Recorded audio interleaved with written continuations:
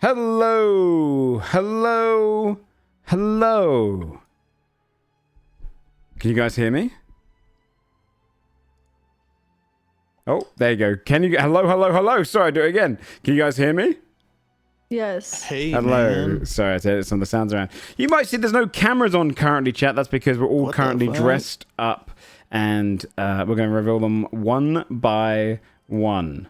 So, before we get started then, I'm going to ask all of you... We don't have a Dodger here today as well, I should say that. There's no Dodger. She's over in America. So, hopefully she'll dress up for the next episode. But... I'm going to ask all of you, can't do that, including me, yeah, we have to do a 1d20. And we'll go from the highest roll down to the lowest. Or should we go lowest to highest? Okay. Figure it out, dude. Hang on.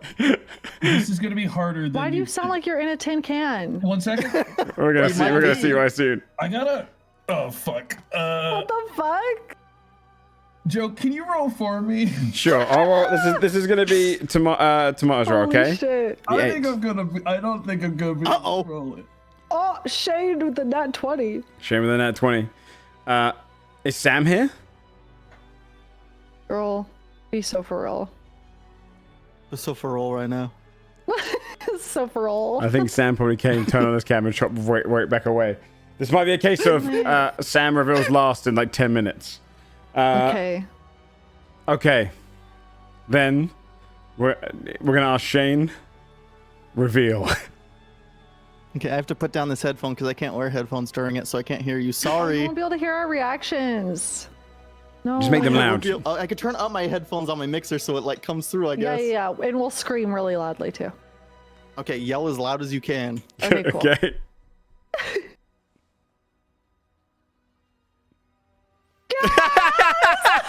I'm trying to not smile. Sorry. Amazing! That's so good. What That's the not all. fuck? That's not all. Wait. What? What? Okay, I know I said I no. would scream loud, but I actually am. That's my natural That's reaction right now. insane. I should not have let Shayne My go beautiful first. wife made me all this. I should not have let Something Shayne go cursed. first. God. That Dude, unbelievable work. I'm freaking the fuck out, Shayne. That's amazing. What That's the fucking fuck? sick, man. That's so good. That's crazy. Oh my god. You look. Wait, why are you eating? You look so good. You're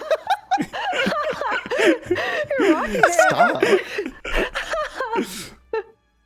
All right. Oh my god. Dang, the bar who's is so next? high now. Yeah, no, this was awful. Holy Shayne shit. should have gone first. He's getting so cooked. Okay, is it? It's I think mine. you're next. Okay.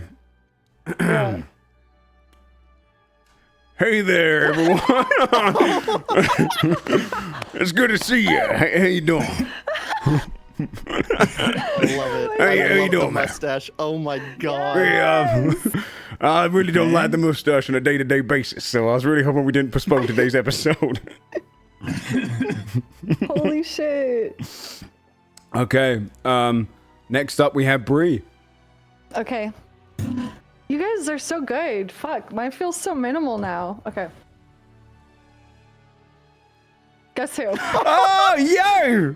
You look like them as well. That's crazy. Yeah! That's so good.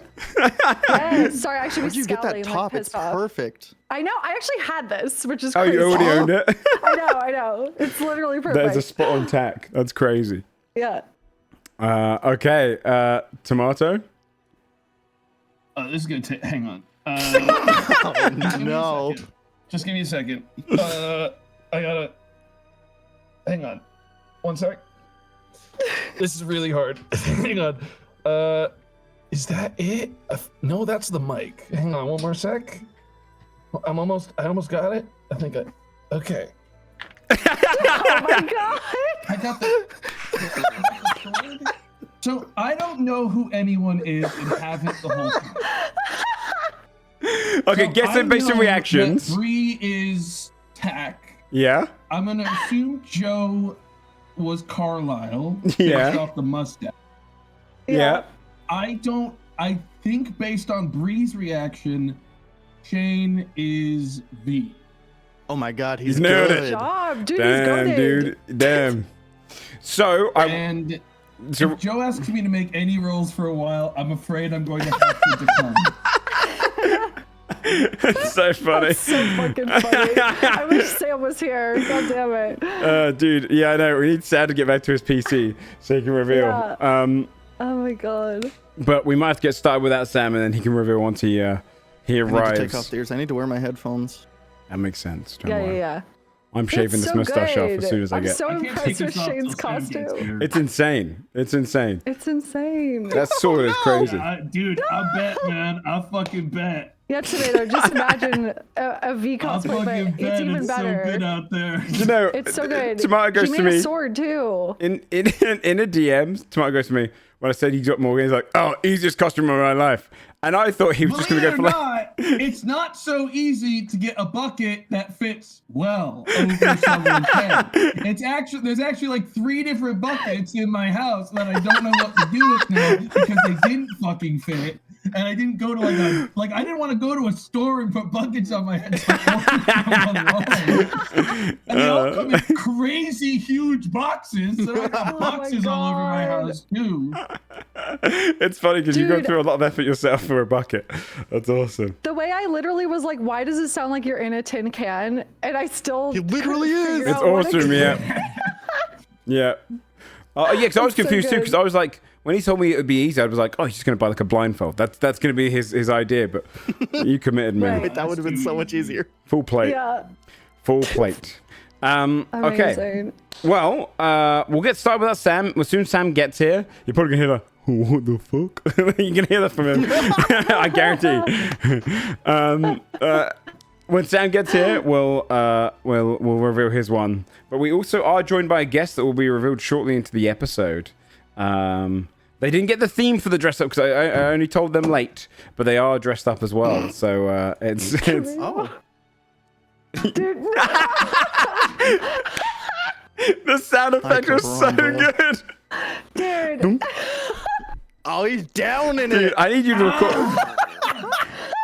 Wait, can you God, that's good. tap the bucket with your glass again? With my glass? Yeah. Oh, now you're asking me to spill it everywhere, man. No, just as you did there. Just as you did there. like that? I need that recorded so that anytime Morgan gets hit in combat, I just press a little button that plays that sound. Dunk, Yeah. dunk. Perfect. Okay. Dude, Tomato's experiencing true theater of the mind D&D. That's Like, true. Yeah. true theater of the mind. Can you It's wait? Can you so not? fucking hot in this game. Because you got a metal one. You got a metal one. It's so bad in this game. It's so good. Oh my god. So we can get started, and I'm here. oh, perfect Shit, timing. good timing. Oh my god. I got good news and I got bad news. Uh-oh. Remember how I attacked you guys because I was the first one that had my present ready? Uh-oh. Yeah. Your costume, yeah. Yeah, Yeah, you talked a lot of big shit. Oh no. I talked It's a lot of loading. shit. Well, I just went to get into my costume, and I was like, "Why the fuck is there only trousers?" Okay, and then I looked closer. Oh It's because my I god. only bought genie trousers instead of an outfit. Okay. It's just The only, trousers. it's the only part of it that doesn't get seen on camera. It's the only- I think you got to do trousers cam, dude. You just got to have your crotch cam for the rest of the episode. Okay, I'll do trouser cam. Hang on. You don't have to do crotch cam. Are they comfortable at least? Oh, They look it. Yeah, they're very white. Dude, honestly. Honestly, it's the piece of the costume I wouldn't have put on. I was Yeah, gonna put yeah, on the only bit you don't waistcoat need. and paint myself blue. yeah. Yeah. Can you guess who Pulling it Sam off. was going to be? Great, man. Yes. What? Yes. Who do you think I was gonna be?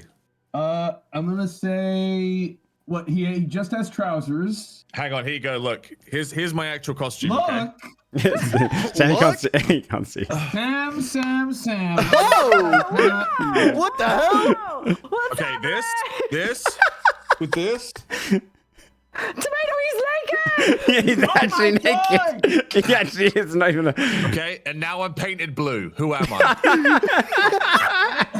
That was my costume. You're Vanderbilt. You went so far for the guy who can't see. Oh, Nerdball. there you Nerdball. go. Ow, fuck. Dude. It's trying to ricochet off my face. Oh my god. Damn, I said I Oh wouldn't my take God. this off until you got here, because I felt like you needed to see how much I changed. Can I tell you something, man? What's up? I was here when you said that. I just knew if I stayed muted up, the bit would. It's actually getting to a point where I'm starting to get a little dizzy. It's so You hot. can take Oh it my off, God, man. dude. You can take it off. Take it off. You can take it off. Like, Sam, have you Carbon seen Shane's sword? Fucking real theater of the mind. Oh, yeah, look at Shane's Wait, did you see the sword? Wait, let me see. Dude, it's sick as fuck. Wait, Shane actually cosplayed Yeah. as you. What the fuck? Actually cooked. I know. It's so cool. Okay, Bree is Tack. Yes. I don't know who Tomato is. That's crazy. Oh, you gotta be That's Desmond. crazy. Yes, No, that- that's a Desmond. classic minus Desmond, 2. you're a clanker. perception. I get it. I don't think so, man. And then Joe is. Oh, Carlisle. Yeah, man. What the hell? It was the mustache really sold it, man. Yeah, that's I the like bad that. commander Shane's too. is fucking Yeah. awesome, dude. Oh yeah, this is Yeah. okay. Here's the sword again. Here's the sword again, so you can see it. Oh my god. Yeah, he cooked hard. It's That's crazy. fucking crazy. It's crazy. What the hell? All right. Well, that's I showed up half naked with genie trousers. I feel like we can get started with Sam. some Dungeons and Dragons. Oh yeah. I was Morgaine, man. Yeah. Oh yeah. Why I had a fucking bucket on my head, dude. Oh, you were. I thought Couldn't you were see Desmond. anything, you know? Yeah. Yep. Full He- plate. Oh yeah, that makes sense. That Yeah, makes yeah. sense. No, you. It does Yeah. make sense. Dodger got Desmond. So Yeah, it fucking does. if Dodger dresses up next week, we should see a Desmond. Hopefully, Dodger doesn't see this because Shane, the bar is I'm so high. I have questions. Like, how long did it take you to make everything? How did you dye the ends of the hair? My wonderful wife made everything, and Amazing. we spent like 2 hours this morning finishing up making the sword and putting it all on. That's It's so good. She That's did so such a insane. good job. God damn. God damn. Well, shall we play some Dungeons and Dragons in costume? Who would like to do our recap? I mean, I'll Who's the fucking only do one not in a costume? Oh, Sam's doing it. it. Can I just say I accepted it before Bree threw me under the bus because I Okay, knew. well- yeah. Yeah. Even though I read it last week? Question mark. Dude, that changes fucking nothing, man. Yeah, what do you? I'm not reading it for 2 months. After I do this, I don't think that's a dick. I don't Come think on. that's like you get the juice. I've racked up tokens. I don't think that's how it works. That's how it works. Where is it? Oh. It's like make Where it always is for the past Gotta be- 5 years. Guys, I had to scroll up pretty far. There's a fucking Bree spamming a We're So Back gif. Bree spamming a This Is Glorp Shit gif. Bree spamming a TikTok Alice in Wonderland gif. There's a lot of Bree shit posting that I had to go through to get to the recap. Okay, sorry. Thank you. I'm here. Last we left off, we met with Miss Troubles and learned the way to hunt for Sanguinesca. We killed one of her enemies, a creature made entirely of brain matter, and used its beating heart to discover her. She informed us of a vampire in the area, one we already knew of, called Lafayette, who might be able to bloodmark without turning us to vampirism. She warned us of the danger of the tournament and even offered herself as a patron representative. We left her hut with the intention to attend the tournament soon. Here's your recap, D&D tonight.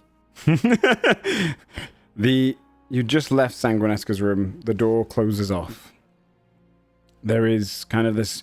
You're back into the alleyway where everyone's selling their foods and their goods. The doorway completely disappeared to the kind of natural light. For you guys, you can still see the kind of shimmering frame of it, but for everyone else, it's just the end of a tunnel. With yourselves kind of outside of there. behind, right? Briefly. I did, but I came through now, Yeah. right? Yeah. And you guys asked me a few things, and I didn't really open up about much. Yeah, and then we were gonna split. I'm playing as V this week, so I tell everything that happened, right? Yes, true. We're playing as the character. No. As Tack, I say, I don't know if that's a good idea, V.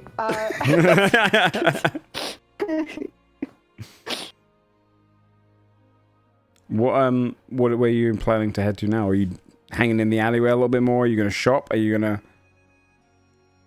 I think we left off with a pretty like solid like let's hustle to Lafayette. I couldn't remember if we had any more plans. Yeah, We were hustling.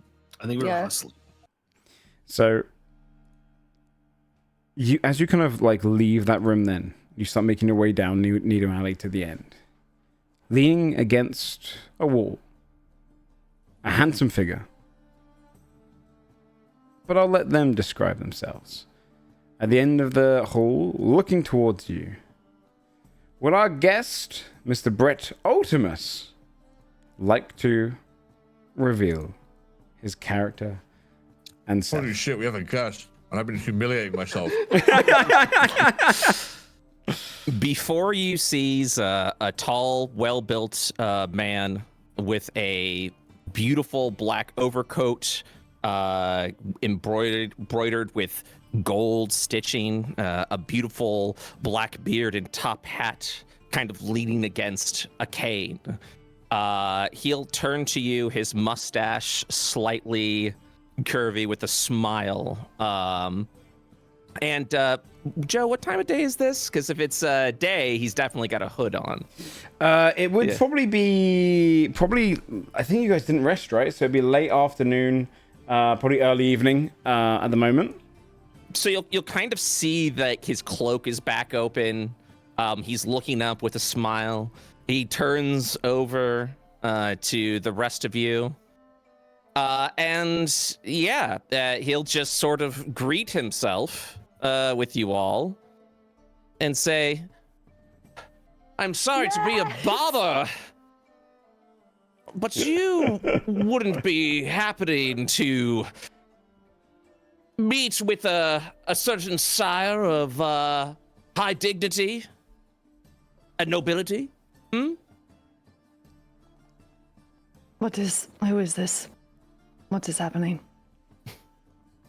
And then he just kind of keeps smiling at you, just kind of waiting for a sort of like, yes, indeed. Pause. Depends what he has Brett, to you look offer. amazing, dude. Yeah, you do, dude. It's so Let's sick. take a minute. Yeah, just to say, it's sick, dude. Thank you. Especially because you pulled this up like 2 days ago, man. That's crazy. Yeah. By the way, when Joe said, hey, do you want to come on this Sunday? I was like, yeah, sure. And then like a day after, which was 3 days beforehand, was like, oh, by the way, everyone's going to be in costume. You don't have to, of course. And I'm like, mother. So Everyone, right? I everyone. immediately was just All going like, to be in costume. I was like, what can I get on Amazon overnight? And I got this. I already had the cape, and I was like, perfect. Wonderful. Perfect. So is everyone just kind of like quiet as he's just like, you're just kind of looking at this man after he's like, hey, I believe you're looking to meet with a man of high nobility as well, correct? Morgana, What are you pause. expecting this fellow? No, I've never seen this man in my life. The Do you silence. eavesdrop often, sir? Joe, has this guy been following us? Does Carlisle recognize this guy on the streets? No. I mean, you can do a perception check. Recognize him? This No. is this weird dude in the hall. The silence falls, and he goes, perhaps a common friend of ours, of nobility and perhaps secrecy. Hmm? Who are you? What is this? He looks around, and he's just like, you're looking to see Lafayette, correct? Oh. Oh, How did you yes. Wait, what's that? Yes.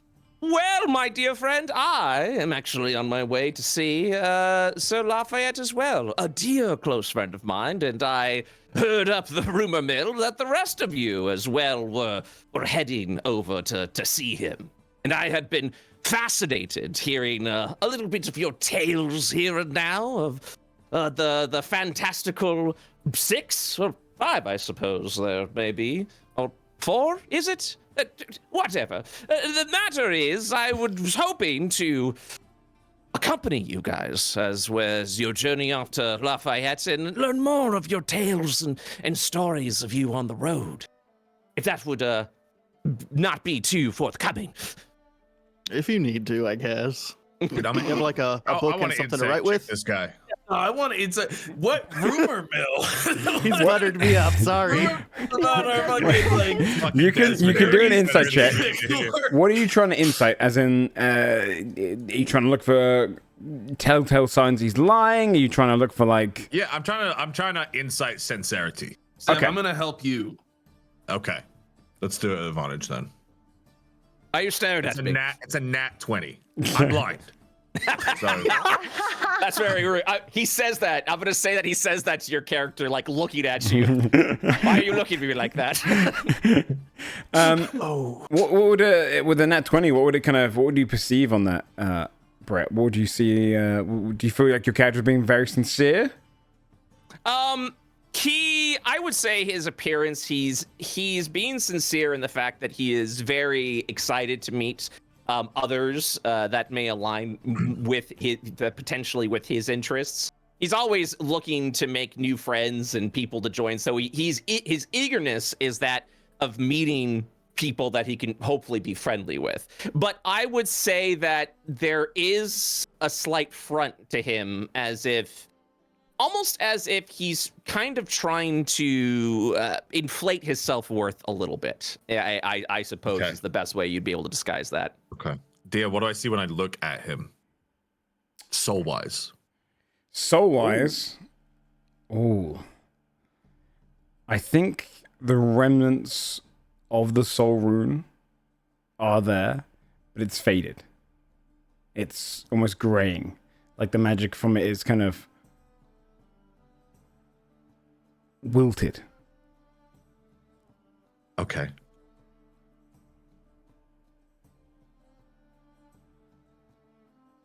Very well. Seems Desmond's taken a shine to you anyway. He's Hey, I mean, shiny. They're all alright with it. I don't see why not. You're not actually some kind of maniac though who's gonna start killing people on the road, are you? Because we've ran into some folk. Okay, I just want to make sure this isn't gonna end up spiraling out of control later. That sounds like a wonderful story that you could go ahead and tell me on the way. No, I am not a murdering maniac. I wouldn't be invited to the finest parties if I were. No, as you can go ahead and see here, I'm wearing my good cloak. No blood on this one. And I think we've skipped a couple steps here. What is your name? My absolute apologies. I was very eager and excited to meet you all. I am Sir Projekt Cool. Red, the sixth of his name. A pleasure to meet each and every one of you. Discord was was Brett- Like a Brett- loud noise just happened in the alleyway next door. Just got lagged out at the exact same time he said that. It's the canon name. I That's all. apologize. Sir Architect Deloqua the Sixth. Pleasure to meet you and make your acquaintance. Right. Well, nice to meet you too, Deloqua. There's been 6 of you. And, but also, who are each and every one of you? I've heard of you by rumor alone, but I'm afraid I can't put a face to the name. Oh, well, I'm Carlisle. Carlisle just kind of look. He's not going to introduce everyone for them.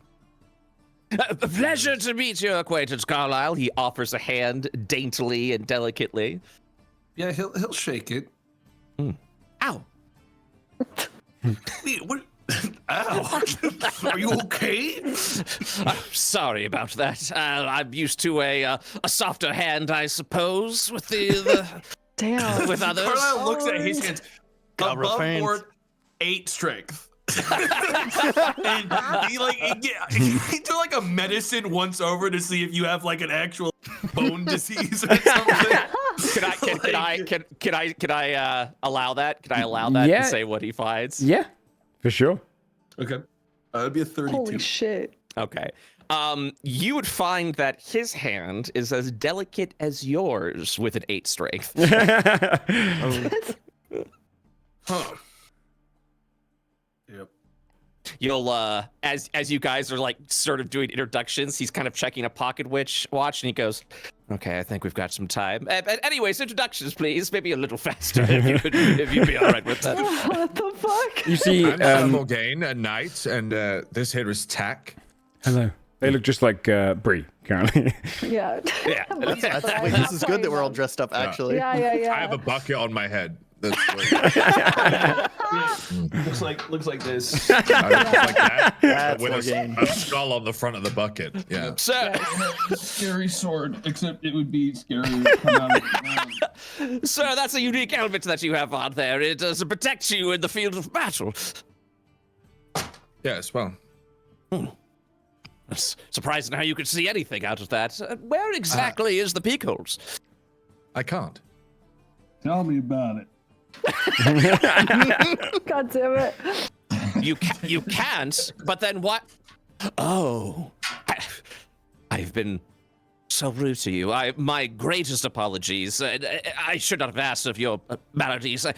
Apologies, forthright. And then he kind of like does this like noble bow, almost gets on one knee as if in shame.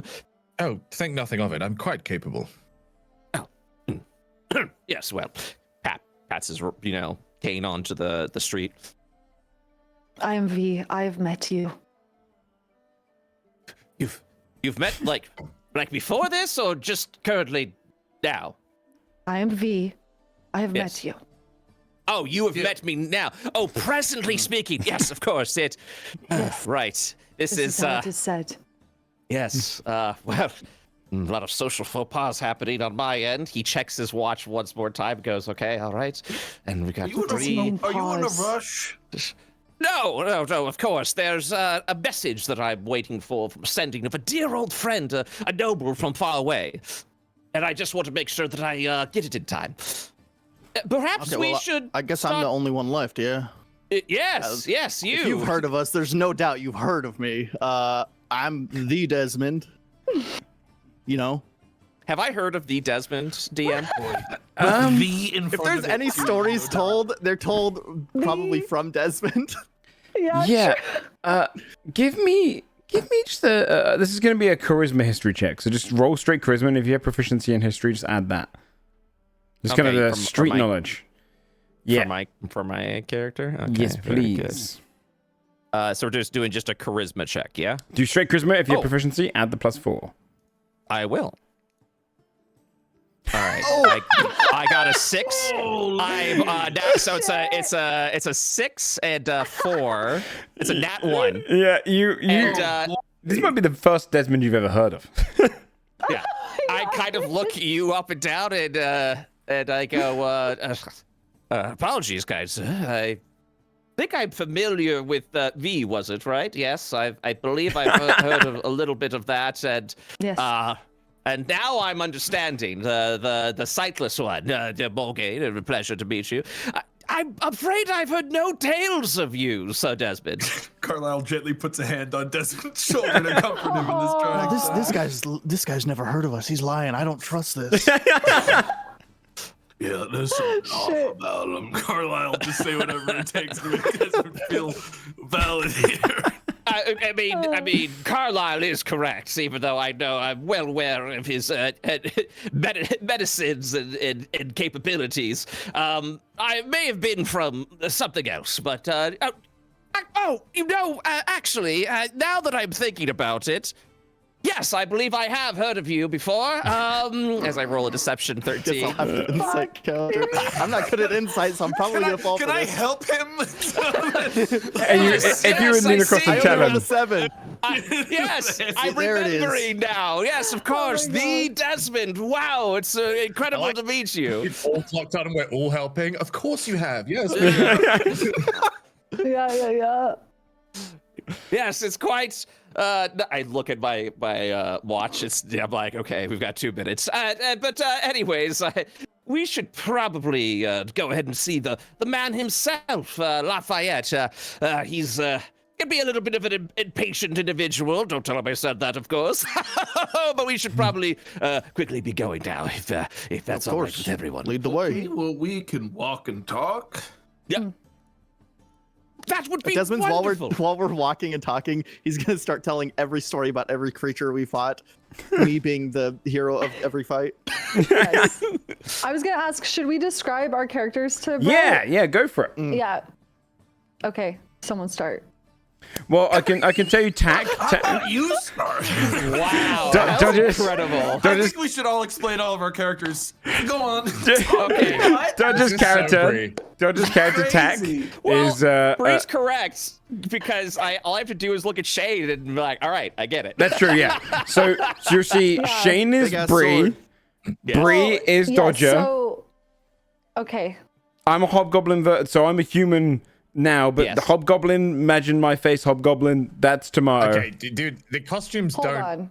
No. Hold Yes, on. they do. Yes, they do, Sam. The I only mean, one that Shane ain't is doing it is rocking it, yours, but- unfortunately. Yeah. But we don't even run into that character, you know? So it's all Dude, good. I'm gonna make all the items in the shop free today. Come on by.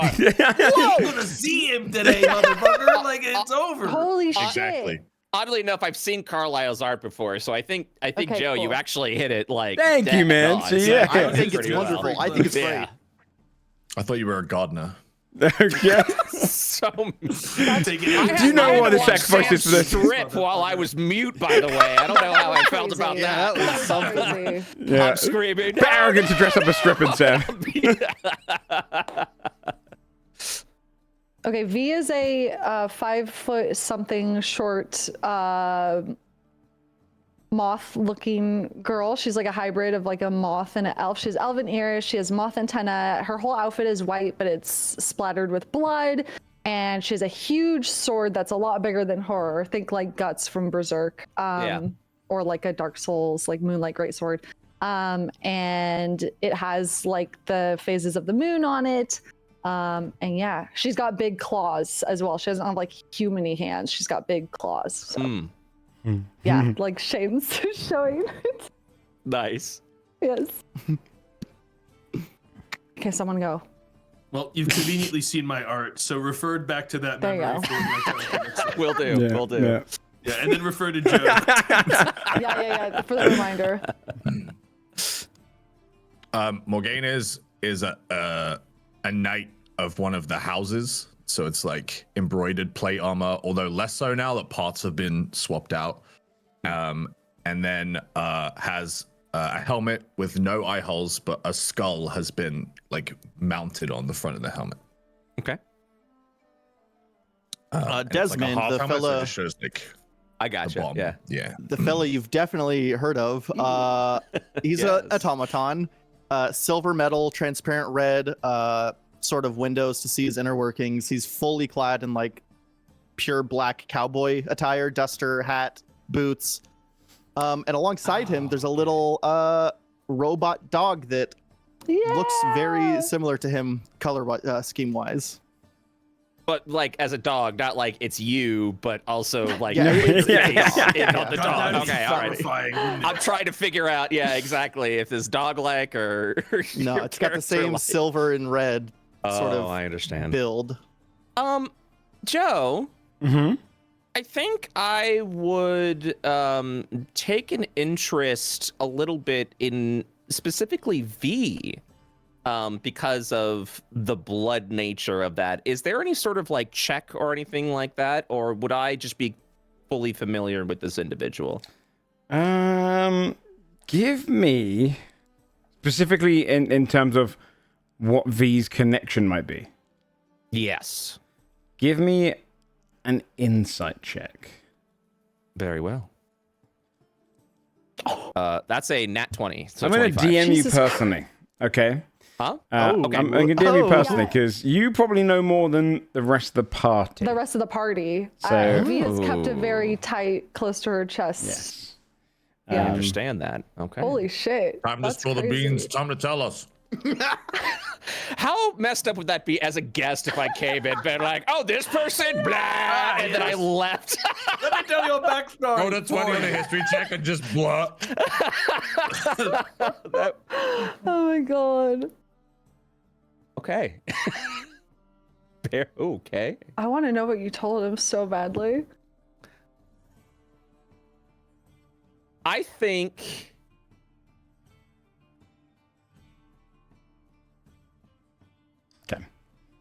Okay.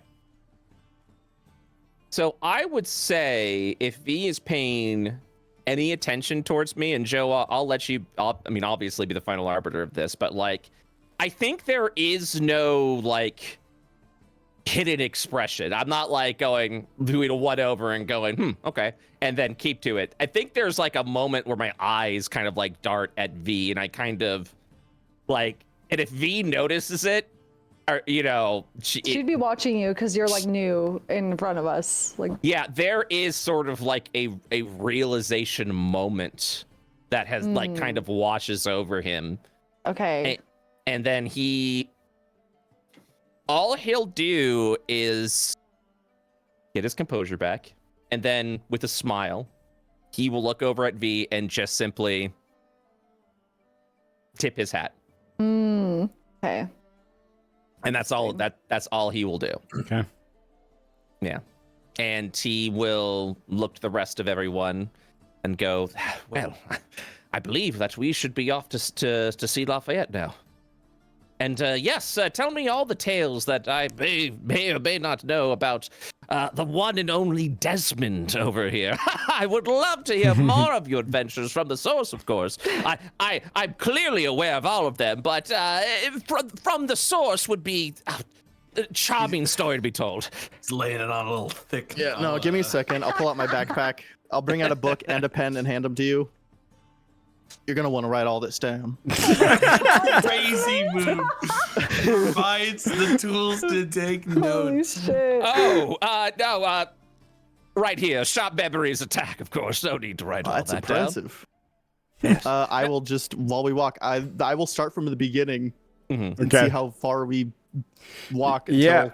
Yeah. Give me a performance check, because I want to see how much of the story you manage to convincingly tell and also kind of condense down. So you're not going, oh wait, actually we did this first, we did this first. If it's bad, I can re-roll it, luckily. That's a 27. Ooh. I'm gonna boost it to a 30. Oh yeah. Desmond is essentially going to be telling you the story of Sunforged from episode 1 to 85 in the exact order it happens, with all of the small story beats, kind of, you know, moments of just like pure storytelling in there. How far is Lafayette? Sprinkle in a bit of my Got 2 days. How far is it? How far do I get in the story? It's gonna be 2 days away. Plenty of time. So also sprinkle in some of my favorite story, Godforged, of course, my favorite heroes. Desmond does need to sleep, so this is going forever.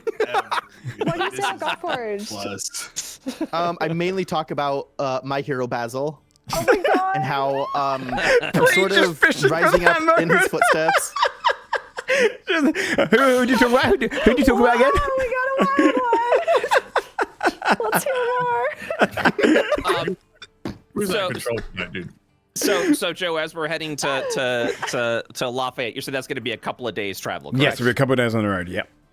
Okay, so I think after like 1 minute of that, I would of 1 minute. 1 minute. Even I kind of minute. I hold my hand up to Desmond and I go, "This is already some riveting stuff." And you are correct. I'm probably going to need a note taker. Unfortunately, and I place my hand on my head like I'm some sort of shitty psychic. I'm receiving a sending right now, and I need to make sure that I take this. Would you all be so kind as to wait here for just a moment? What? What do you say that again? Do you say that to him? Yeah, I do. See, my fingers on my head, meaning that I need to take this sending right now. Would you mind me, just a brief, just a brief moment, if you'd be so kind. I just need to go over here for a moment, and like, I don't even give him a chance. I'm like walking around, like leaving the party, and I kind of just go, I just need a minute, please, and then I sprint out of the alleyway away. Well, Gator will turn to Kyle and just say, he did not receive a sending. I mean, even without being able to sense magic, I could kind of tell something's off about all that. Plus, I think I heard them run away as fast as they could around that corner. He just seems a busy man. I'm gonna write down the rest of the story and give it to him. I will listen to the things about Godforged. Yeah. Just kidding. I don't fucking say that shit. So that's out of character as fuck. I would say like half a minute. I come back around. I kind of dust myself off, and you see sort of. Can I actually ask for a Would I be able to ask for a perception check from the party, Joe? Yeah. Well, to see if they see you. Yeah, to see a specific something. Okay. Oh, okay. Yeah. Sure. 16. Dude, you gotta watch out. Carlisle's running Yeah. Perception. Dude. You basically just screwed Yeah. yourself out. He What's rolls the dodge. perception? Carlisle has a My nose is writing in the 13, man. book. You gotta. And I'm a rogue. It's over the moment it begins. It's crazy. Carlisle will notice this sort of like, arcane flux kind of leaving me as I turn back around from the corner. Like this sort of sparkle, like come out from around me, and it leaves just as fleeting before I just kind of go, yes, apologies for all that. It was a very urgent sending, but quite brief. But anyways, Desmond, tell me more of this fantastic tale. Nudge DM, what was the Morgan and flux? Point What at did I the see? flux. You, Morgaine, you would see there's remnants of magic across this individual. They have kind of like, it's kind of, you see the familiar color of transmutation magic is merged in there. You'd also see they are carrying several magical items as well. Ring, the rod they're holding, along with, remind me your third one. Your third one is another ring, isn't it? Yes, it's 2 rings. so You'll actually glowing notice rings. these 2 ornate rings on my hand that is just filled with magic. Okay, but I wouldn't know it's the school of whatever this. No. Doesn't seem to be a traditional school of magic, no. Just magical remnants on them. Okay. Must So, have been Desmond, urgent sending to need to dash. Usually, aren't those things in your head? Aren't sendings usually a mental thing? You are astute as I presumed you always are, Carlisle. No, I unfortunately, when it comes to the sending spell, get well, a little shy, I suppose, and very easily distracted. If I do not spend my entire focus making sure that the sending gets through entirely, that I miss parts of the message, and then I have to send another sending back saying, sorry, could you repeat that? Repeat that last half of the sending. And then they're mad because they have to spend even more magic to send it back to me. And it's a whole social faux pas that I rather avoid if at all possible. Well, if you say so. Yes. I was just kind of shrug and look like nudge over at Morgaine again, just kind of like leave it be, I guess. I will specifically look at my watch again, a little more calm. I close it and I go, yes, quite, but we do have quite a bit of ways to travel to Lafayette. So before you continue your story there, Desmond, I wanted to let you know that I would be accompanying you to Lafayette. I'll be sure to protect you from any dangers we may come across the road. I hear the wilderness itself has become a rather dangerous spot as of late, but You as said your- ow after Carlisle shook your hand. Yeah. You did wince. I understand. You could be gifted of the mind, you know? I am happy. And not the I'm happy brawn? to state that my martial prowess, of course, is probably a bit lacking, as it were. But trust me when I say, and I kind of like move my cane around, which is the rod. I move my cane around, and as I do, I start kind of forming these 3 like violent bolts of energy that kind of burn into the air, and kind of gives them this like, and as it's kind of like singeing the air around and sparking in anger, I kind of calm it a little bit back into the cane. I have other methods to ensure safe travel. Okay. Well, if we wanted to move on, then I can call the carriage over. Yes. That is, of course, another thing. Because of the nature of your business, with Lafayette as well as mine. I want to ensure that the travel there is uneventful. So if you do not mind, I will be scouting ahead, as it were. And you will eventually come across my dear familiar Cat, who will be taking care of your needs. Now, you can ask Cat of anything that you need, and as my dear familiar, he will make sure that he takes care of all of needs that you have currently on the road. And he will, of course, be writing your story as well, Desmond, report back to me. It would be The cat marvelous. will write the story. No, Ket is his name. K-E-T. Ket. He's a small kobold, a delightful fellow. Don't mind his appearance, though. He is a little bit wanting. Didn't hear that from I me, typically of course. don't. Okay. What is wrong with his appearance? Makes note of social faux pas number 3. I say that out loud, by the way. You know, just appearance-wise, he's a little ratty, as it were, but that's okay. We love him all the same. We love cats. Now? No, but he is in the city, and I've told him to make sure to find you as soon as possible. So, you said you were going to be getting a carriage, correct? Well, yeah, we're gonna call it our carriage. Your carriage? Wonderful. Can my familiar also be on your carriage? Yeah, sure. I just want to make sure, you know. There's So, plenty of space in there. okay, wonderful. Where exactly? He checks his clock again, puts it back down. Are you going to be calling this this carriage? I mean, We can do call it here. Right here. Right here, right now. Here. Right here, Oh. right now. You don't want to call it here. It's an alleyway. There's not enough space for a carriage. Oh, it would fit. But, What about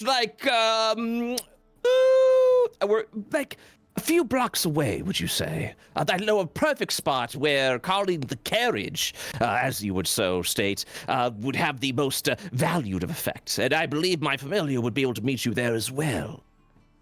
oh, all right. Carlisle, the speed at which Carlisle is always disappointed if you can't show off all the wacky parts of the carriage that they bought is like it's visible every time. If you can't have it climb up an actual wall, he's like disappointed. Yes. You know, Okay.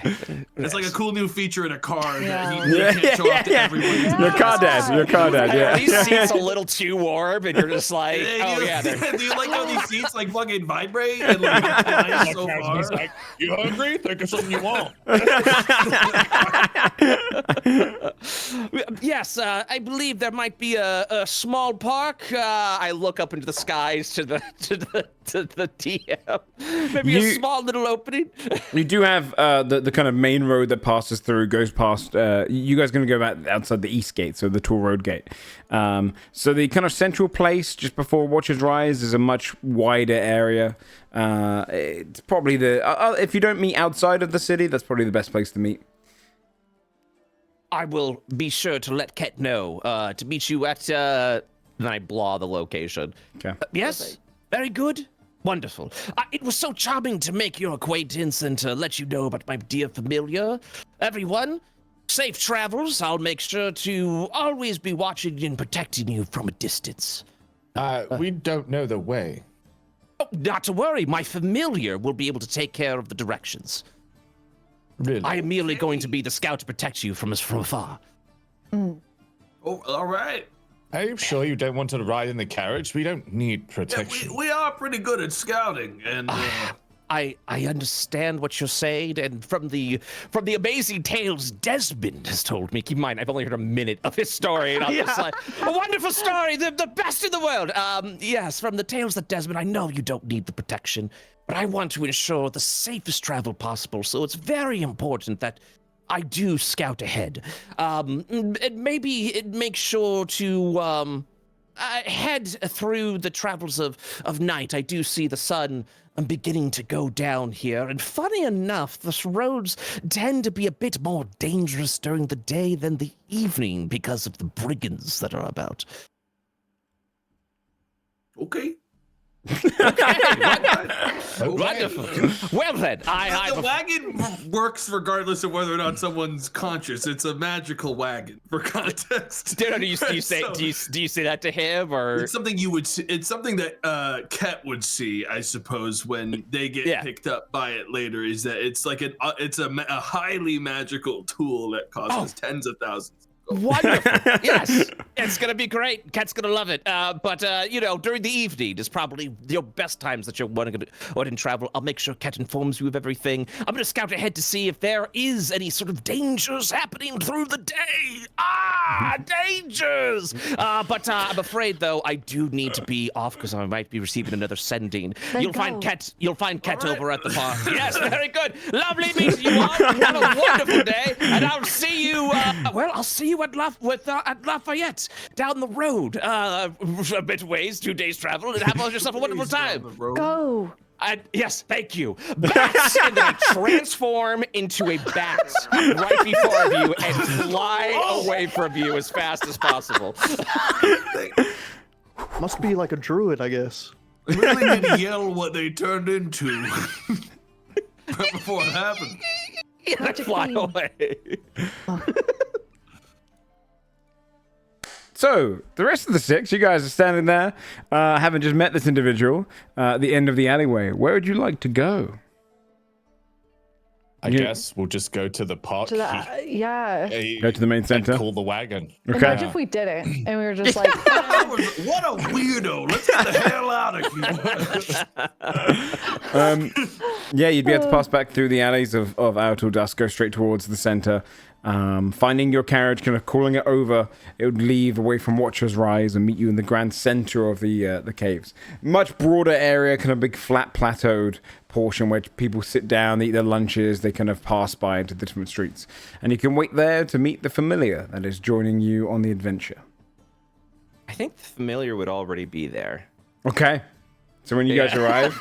I think the familiar would already be there. Do you guys want to describe what your carriage looks like as it kind of rolls in as well?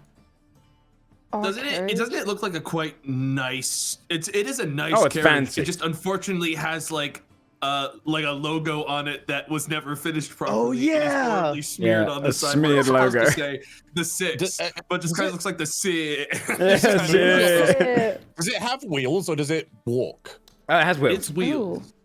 How does it climb? Walk.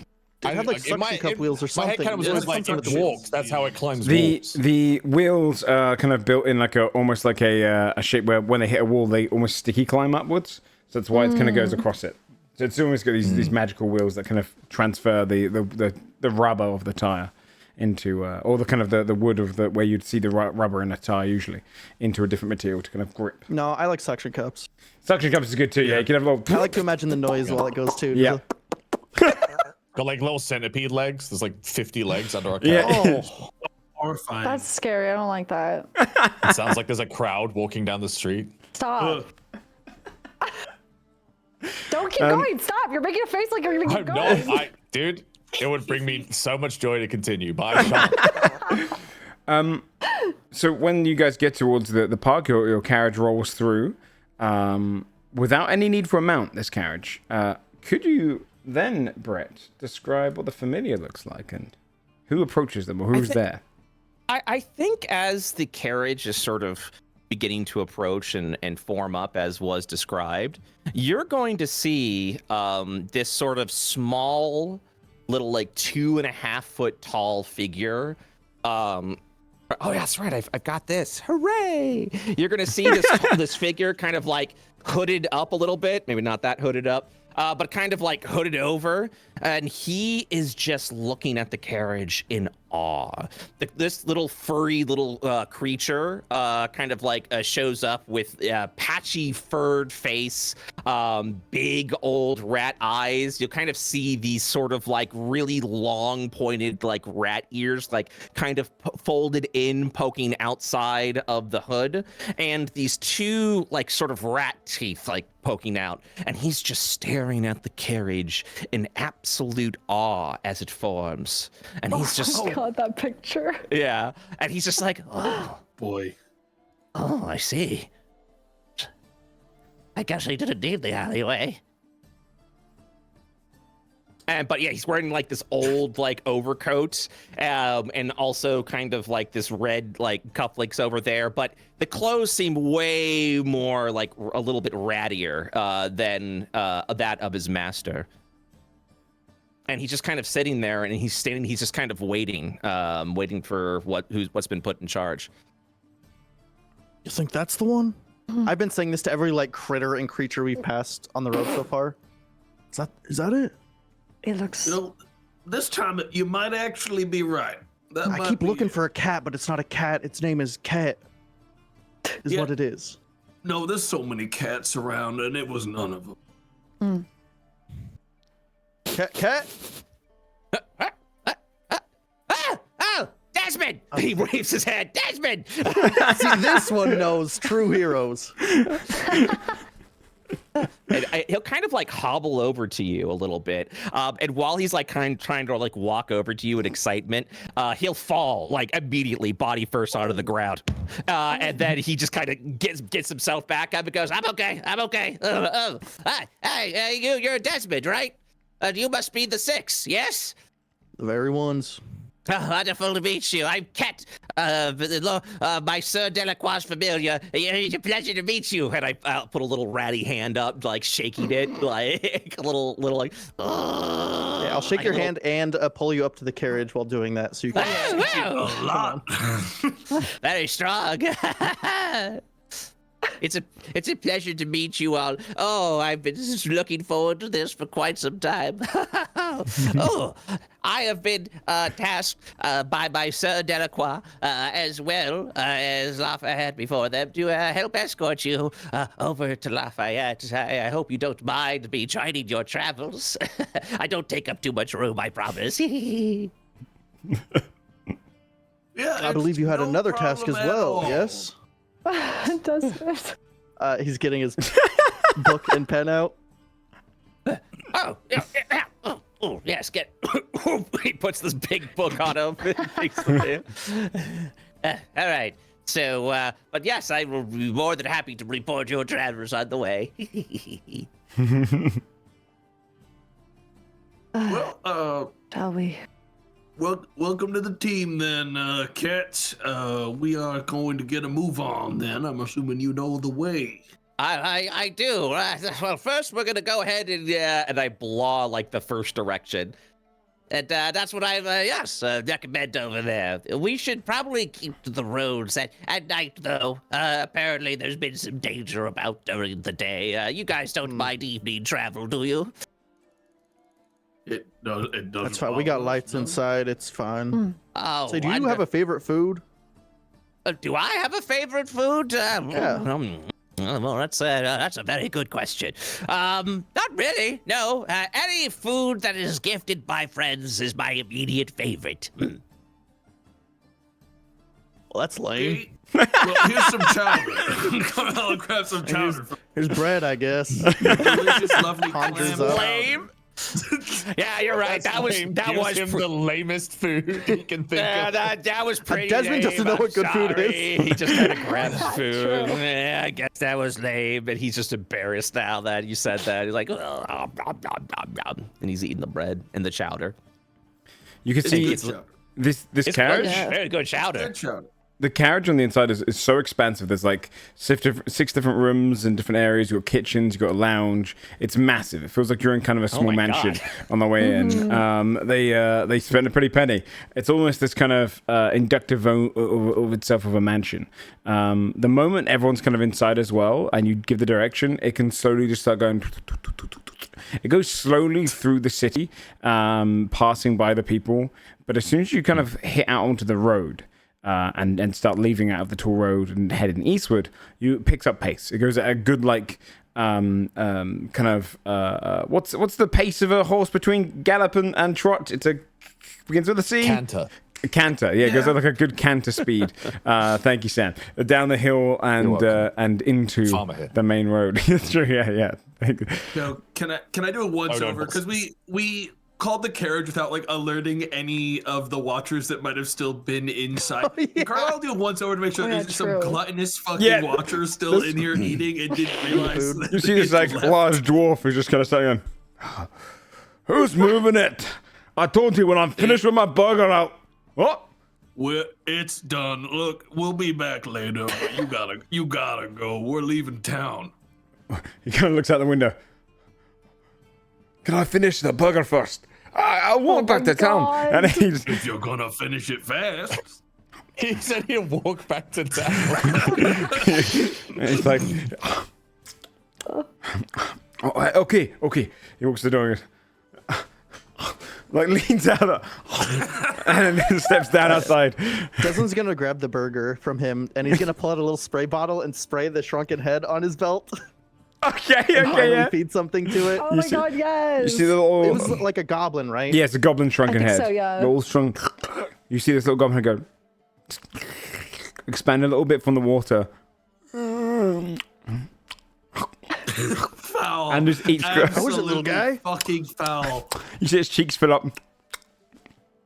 I'm sorry, what part of the story is this? And you see the, Sorry, I have not been able to use this yet. I've been so excited. You see it go to the top of the head and then just disappears like into matter and goes, not poisoned. And then shrinks back down again. So stupid. What a foul creation. That was delicious, everyone. I get it now. Terrible. Oh.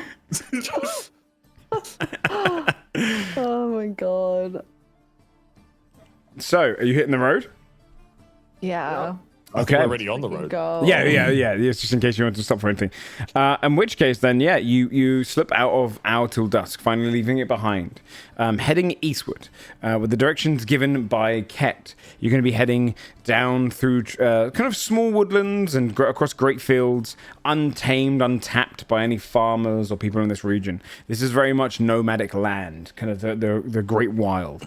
You'll be passing by mountains and pathways on your way towards Lafayette. Only 2 days out, with the speed in which you're going at, and the fact that you don't actually need to stop this thing to rest anything, it will only take you one night before you arrive there the next day. So, because of that, I'm going to ask you guys to roll a d10. Someone rolls a d10 for a random little event on the road, to see what the one thing you might... Let's let the newbie roll it. Yeah. Let's do it. Be our guest. Okay. And then we can blame you if it's bad. Yeah, I'm just absolutely. kidding. Yeah. I'm just kidding. 2. A 2. Carriage blows up. Damn. If this thing blows up, it's so over. Carlisle's gone. Out. If this It'll thing's be gone. over.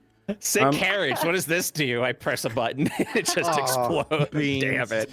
Huge do not touch wording among What this? You'd see, as you're kind of like going between this larger field area, you see these massive flowers, sunflowers the size of small houses, just huge, pluming out into the sky, along with a series of other great plants. And you see the beginnings of the black hinterlands has this kind of small woodland, not that wide, probably only a few hundred trees tops, but all of them broad and growing massive flowers around them. And you can see the creatures that attend to these flowers, that keep this small woodland from growing, or keep it growing, and keep it expanding. You see these broad bee people. They're humanoid in their appearance. They've got 4 arms, 2 legs. They fly past, they fly in, and they kind of draw out the pollen. They've got these little kind of almost like rake materials that they use to draw out any of the pollen they can carry with them and put them into little bags on their back. Their wings flowing around. They kind of fly overhead, and you can see there's a good like dozen of them that kind of take to the skies and loom around the area. And when your carriage kind of pulls down, you see a few of them kind of loom around and fly adjacent to it. They're just outside the windows. And then suddenly, just in the front, zzz, 3 of them land and kind of hold these stinger-like spears. You can see they've almost got like a bee-like stinger at the end of them, and kind of point them towards the carriage before one steps through. You can see they've got almost this slight kind of sleek armor on, which is built of like a honeycomb material, but hardened and broad, making their kind of shoulders and their body much larger than they clearly are underneath, a slim kind of individual. Their faces are very insectoid-like, and you can see it kind of steps forward, hovers a little bit above the others. Who's inside? Come out! Can I do a check to know anything about this since it's still Sure. on the way? Mm-hmm. What kind of check would you like from me? Give me a nature check. Oh, that's a problem. How'd I do? Oof. I don't know. That's all I'll say. I look around like nervously. Like, Yeah, V, you can as well. Yeah, absolutely. I'm 7 because I'm not raging right now or anything. Go out there. Whatever happened to walking ahead to make sure there's no trouble? Maybe they're not trouble. Maybe we just gotta. the you'll just hear me go shit. Hello, just passing through. Are you stepping outside? Hello Or just there. leaning at the door? I'm talking from behind the door. Oh, okay. He'll come out. Okay.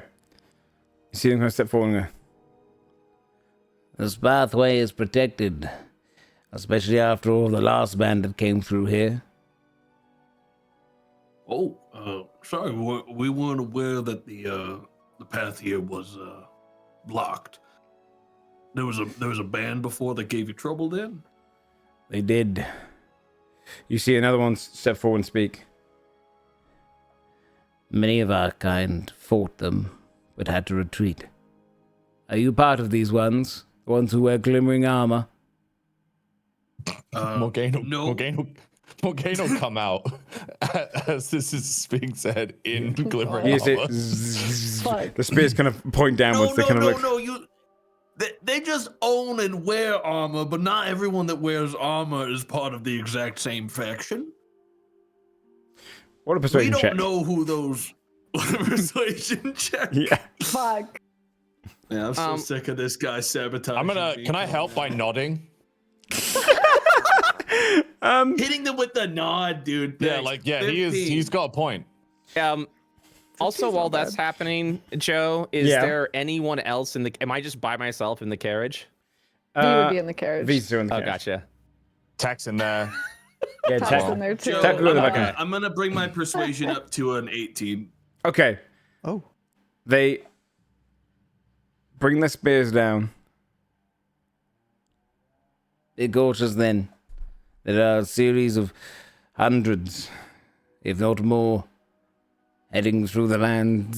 Kind of points his spear northward, kind of northeastward, and pulls it down. They have great, broad destructions of war. They toil the ground with the very footsteps they stand on it, destroying plants and trees alike. Yeah, we know. We're hoping we can stop them. Actually, got one of the seeds of one of the free folk near our till dusk here. We're not with them. Give me a perception check as well if you're outside. Anyone who is outside. 24. What looks almost like this glimmering checks out. great orange glow in the distance up on the trees. You can see actually now a massive beehive, like the size of a castle, is hanging from one of the great trees there. And there seems to be like a good, probably a few hundred of these Apian people like flying around that hive. This one looks across to all you and says, "Then if you're not enemy, perhaps we can trade. Would you care for some of our sweet nectar in trade for..." They kind of look across Morgane's armor. "Something worthwhile from you?"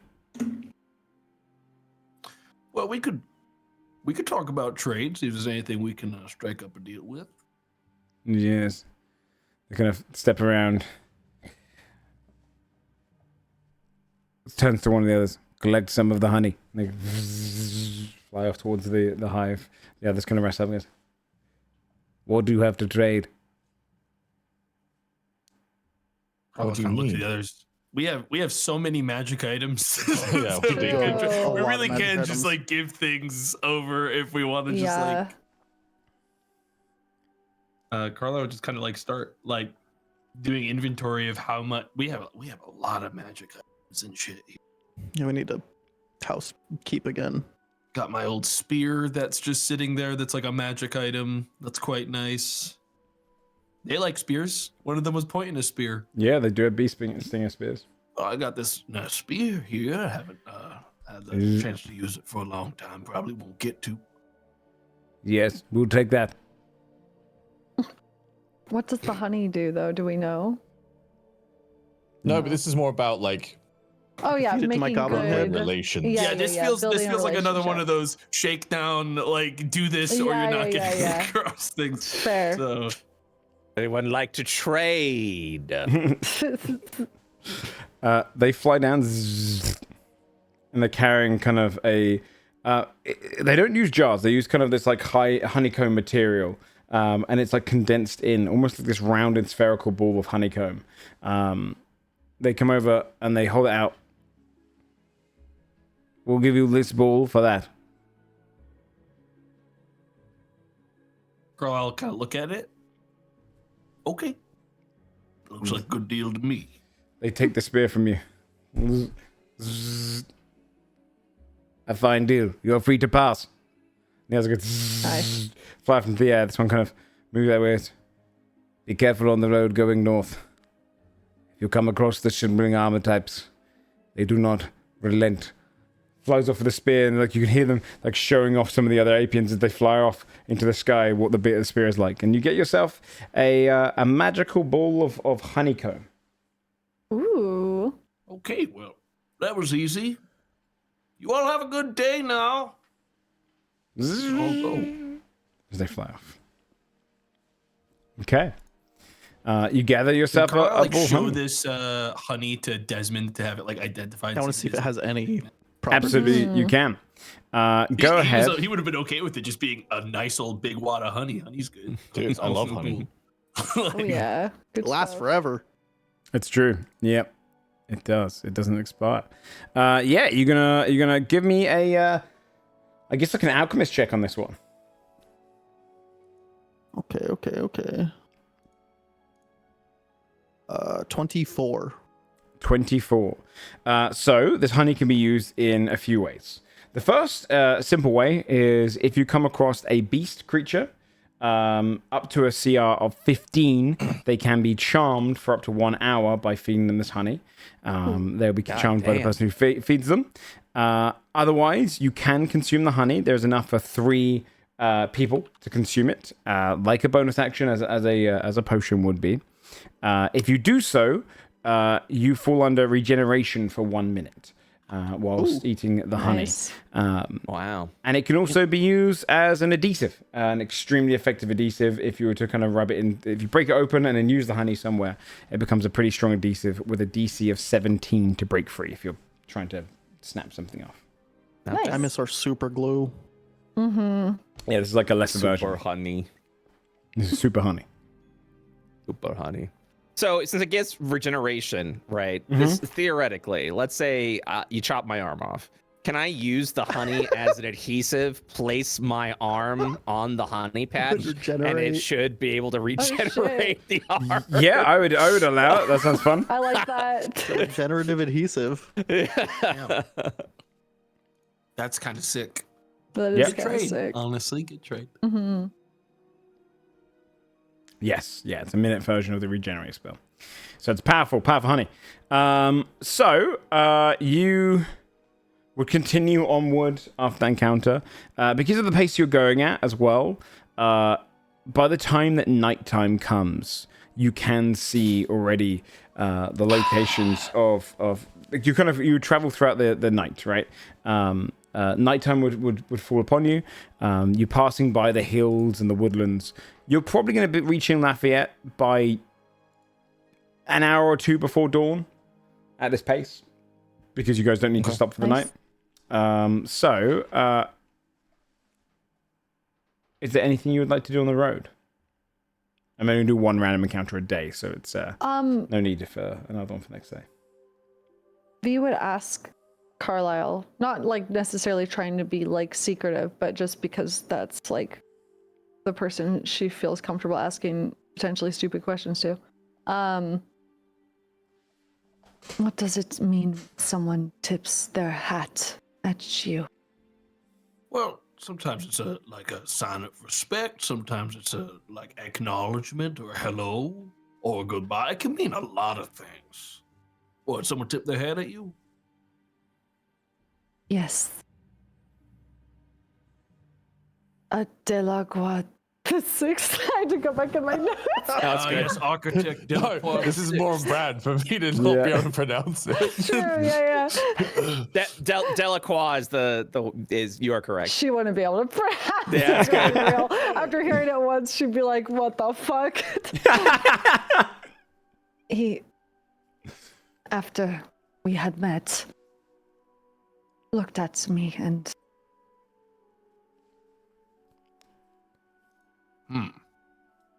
Did Carlisle have been looking at Deloqua like Mhm. during our first meeting? Would he probably would have noticed that hat tip, but not really thought as much of it. Yeah, you as want to do a V. hindsight check? Yeah, Go can ahead you and do give. a hindsight. Hindsight. Yeah, check? it's you just roll insight. Yeah, it's a hindsight.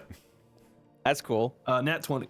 oh Okay. baby, I mean, hindsight's 2020. Let's go. Yeah. true. You. At first, it might have been this like curious kind of, a creature he might not have run into before, or this like weird, again, social faux pas. But for you, now thinking back to it, there's a curiosity to his face that was beyond that. He wasn't just looking at Bree as a species, he was looking at patterns on Bree's sword. Who the fuck is A Bree? smell. Sorry, V. Sorry. Get out. Okay. But was clearly inspecting V and taking in details as if he recognized something.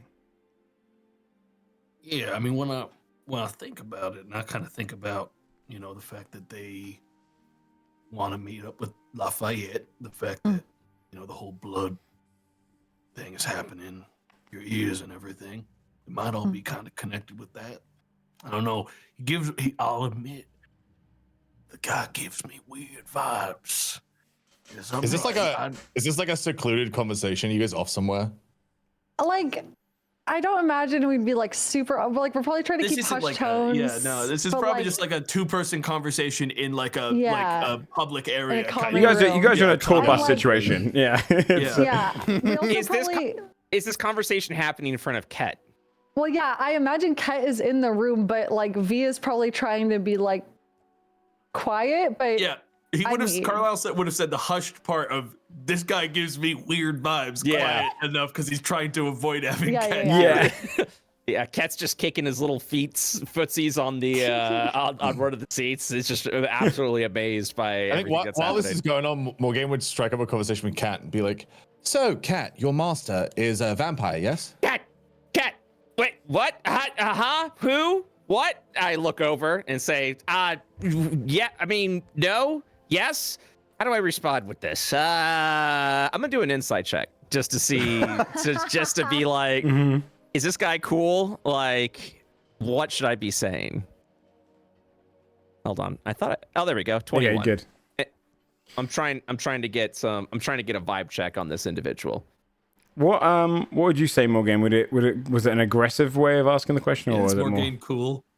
It's just inquisitive. Morgan already knows the answer. It's more She's like, always Will they cool. tell me the Okay. answer? Will they tell me the truth, kind of thing? Yeah. will they tell me or not? Yeah. I'm gonna say I'm slurping a tea right now when you kind of like approach. I'm like, and then you ask the question. I just go.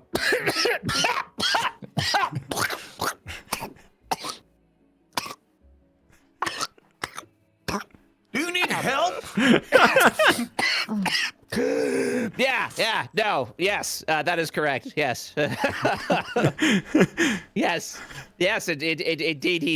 he is. I am his familiar. But yes, he was gifted the power of, Oh yeah, what insight check did I get? Because I'm trying to figure out how trusty should I 21. 21, yeah. Like, So like, what does that tell me about the kind of individual that Morgaine is? you can answer if you want, Sam. What would you see if? There's like no ulterior motives there. It's you can tell that Morgana already knows the answer. Yeah. Mm-hmm. Yeah, I would say Ket, would probably, like I said, stammer at first, like, oh, I don't, and realize that's pointless, So he's like, yes. Deloqua is indeed a vampire. He says in a hushed tone. And the scouting ahead, was that for our safety or was that to notify Lafayette that we're coming? Oh, I mean, I believe Lafayette may already know you're on your way. I would assume so. But no, he is scouting ahead to make sure that the route is clear. I will be rolling a deception check. Yeah, I will be insight against that. Yeah, I will be rolling a deception check. A 20. I buy it. Yeah. Yeah, Carlisle, it coincides with the conversation you just had. So you're actually looking out for these discrepancies in this. Carlisle's like trying to talk to V. This happens so loud with him choking that he has to get involved out of concern. So he's like half listening to it now. I acknowledge it's all a little bit weird, but I do want you to know that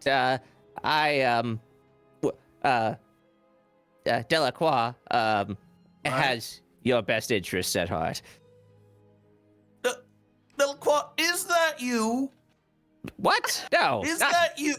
No. Sometimes you don't say stuff as if you're actually Ket, or sometimes you speak as if you are Deloqua. Now I'm getting confused. No. I speak on behalf of my master Deloqua as his familiar. You see, if you would understand all that. So when I speak under the word of Deloqua. So I try to do it to the best of my ability. I hope that's all right with you all.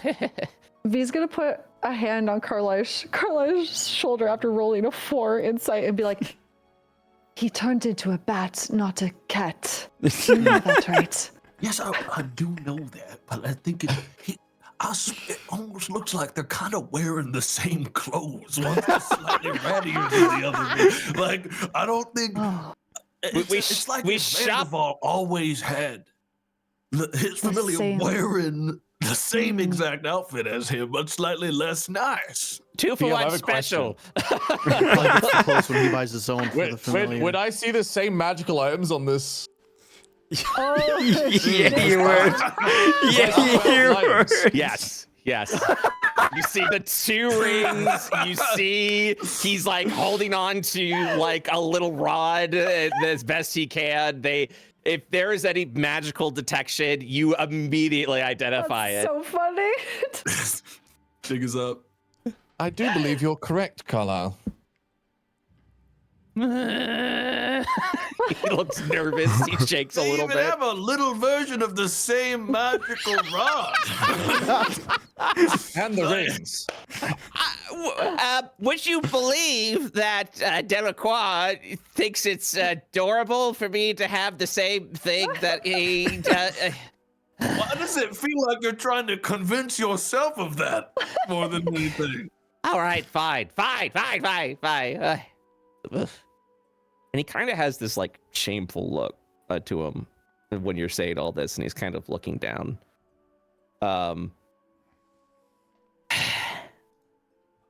He waves his hand, and as he does, in a poof of magical, glittery form, you'll just sort of watch that comes out of this puff of magical mist.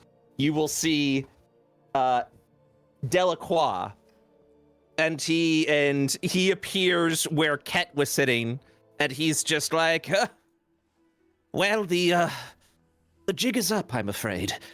Yes, Ket and Deloqua are one and the same individuals, as it were. Is this a spell, DM? This not a spell per se. Okay. It's closer to the ability of him transforming into a bat. Right. In its magic. Oh.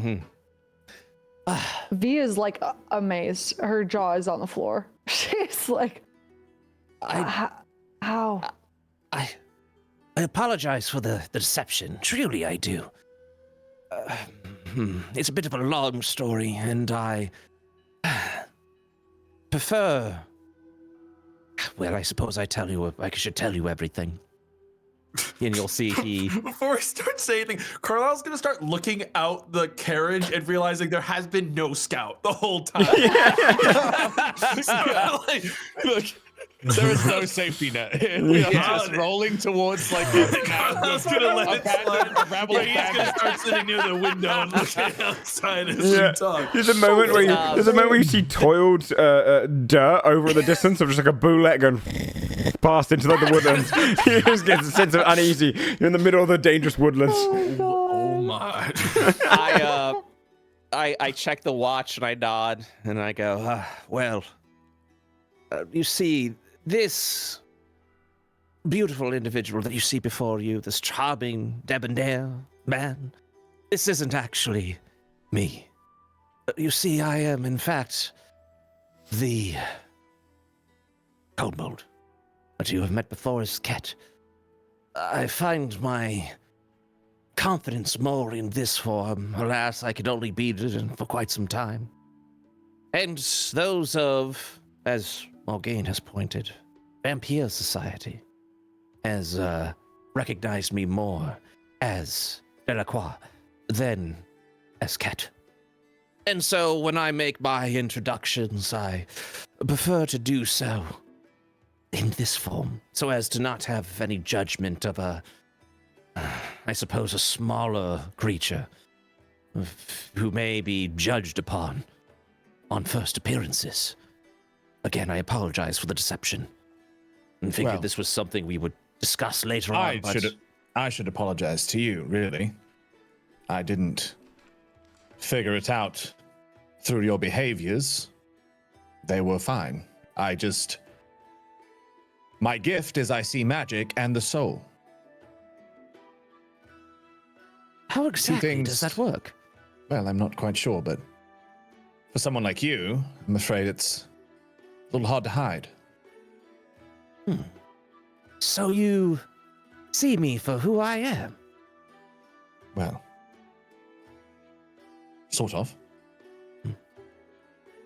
Well then, new introductions are in order. In this form, I am Deloqua, a socialite, enjoy a fine cocktail at parties with individuals of higher noble status. But I am, in fact, simply Ket. And I am here to take you to Lafayette, who is my progenitor, as it were. The individual who has bestowed me with such gifts as you've seen before, including that of transformation, and the, various magical armaments that I keep upon me. Now, I was not being deceptive when I told you before. I will ensure that your travel is a safe one, and that I am capable, no matter what form that I am in, and to protect you, as I'm sure you will protect me if we were to encounter ourselves in battle. I'm gonna look at Carlisle, who has a confused face on his. He's looking outside as the fucking bullet just kind of. Are you? I wish you hadn't lied. There's nothing wrong with you being a kobold, to be clear, as far as all of us are concerned. Though I respect your privacy. We all knew, anyways, right, guys? We all knew. You gotta work on it. But the thing is, I don't think that you. If you haven't been scouting.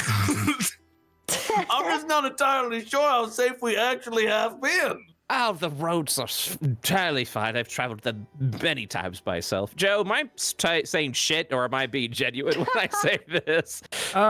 It's flying over them as a bat. Right. You've experienced what it's like to fly probably over. The problem is the region you're in right now doesn't really have roads. It's more just wilderness and wild. So for one person, you could travel across it and it'd be safe and easy, but then, it's just about being in the wrong place, wrong time in this one. So it's too hot. V's going business casual, guys. Yeah, Sorry. that's valid. I gotta take off this wig soon. Yeah, It I think hurt the my hat's head. coming off too. It The does look hat's, good though. Me too. You Thank could rock you. the short hair, yeah. it does I look know cool. it makes me want to cut my hair, but then it's like it takes so long. But then you'd miss it. Yeah. Yeah. Yeah. I mean, I understand, but the roads themselves are rather safe. I've rode them plenty of times myself. I'm sure that we'd be okay. And if anything were to happen, again, I would protect you post haste. Yep. Carl's like quietly like steering the wagon around like a just like creature ahead. Joe, is the trip bumpy to Oh yeah. again Yeah. reiterate that there is no fucking road. We're just we're just crossing Your country. carriage does mediate some of that because it's designed to kind of give you a comfortable journey. The wheels are flexible to an extent. They will try and mediate. But you have gone across essentially like broken rocky territory and across woodlands that have never been traveled by anything even considerably like a carriage before. So there's moments where it tips and stuff like that. But it's comfortable because of the carriage you're in.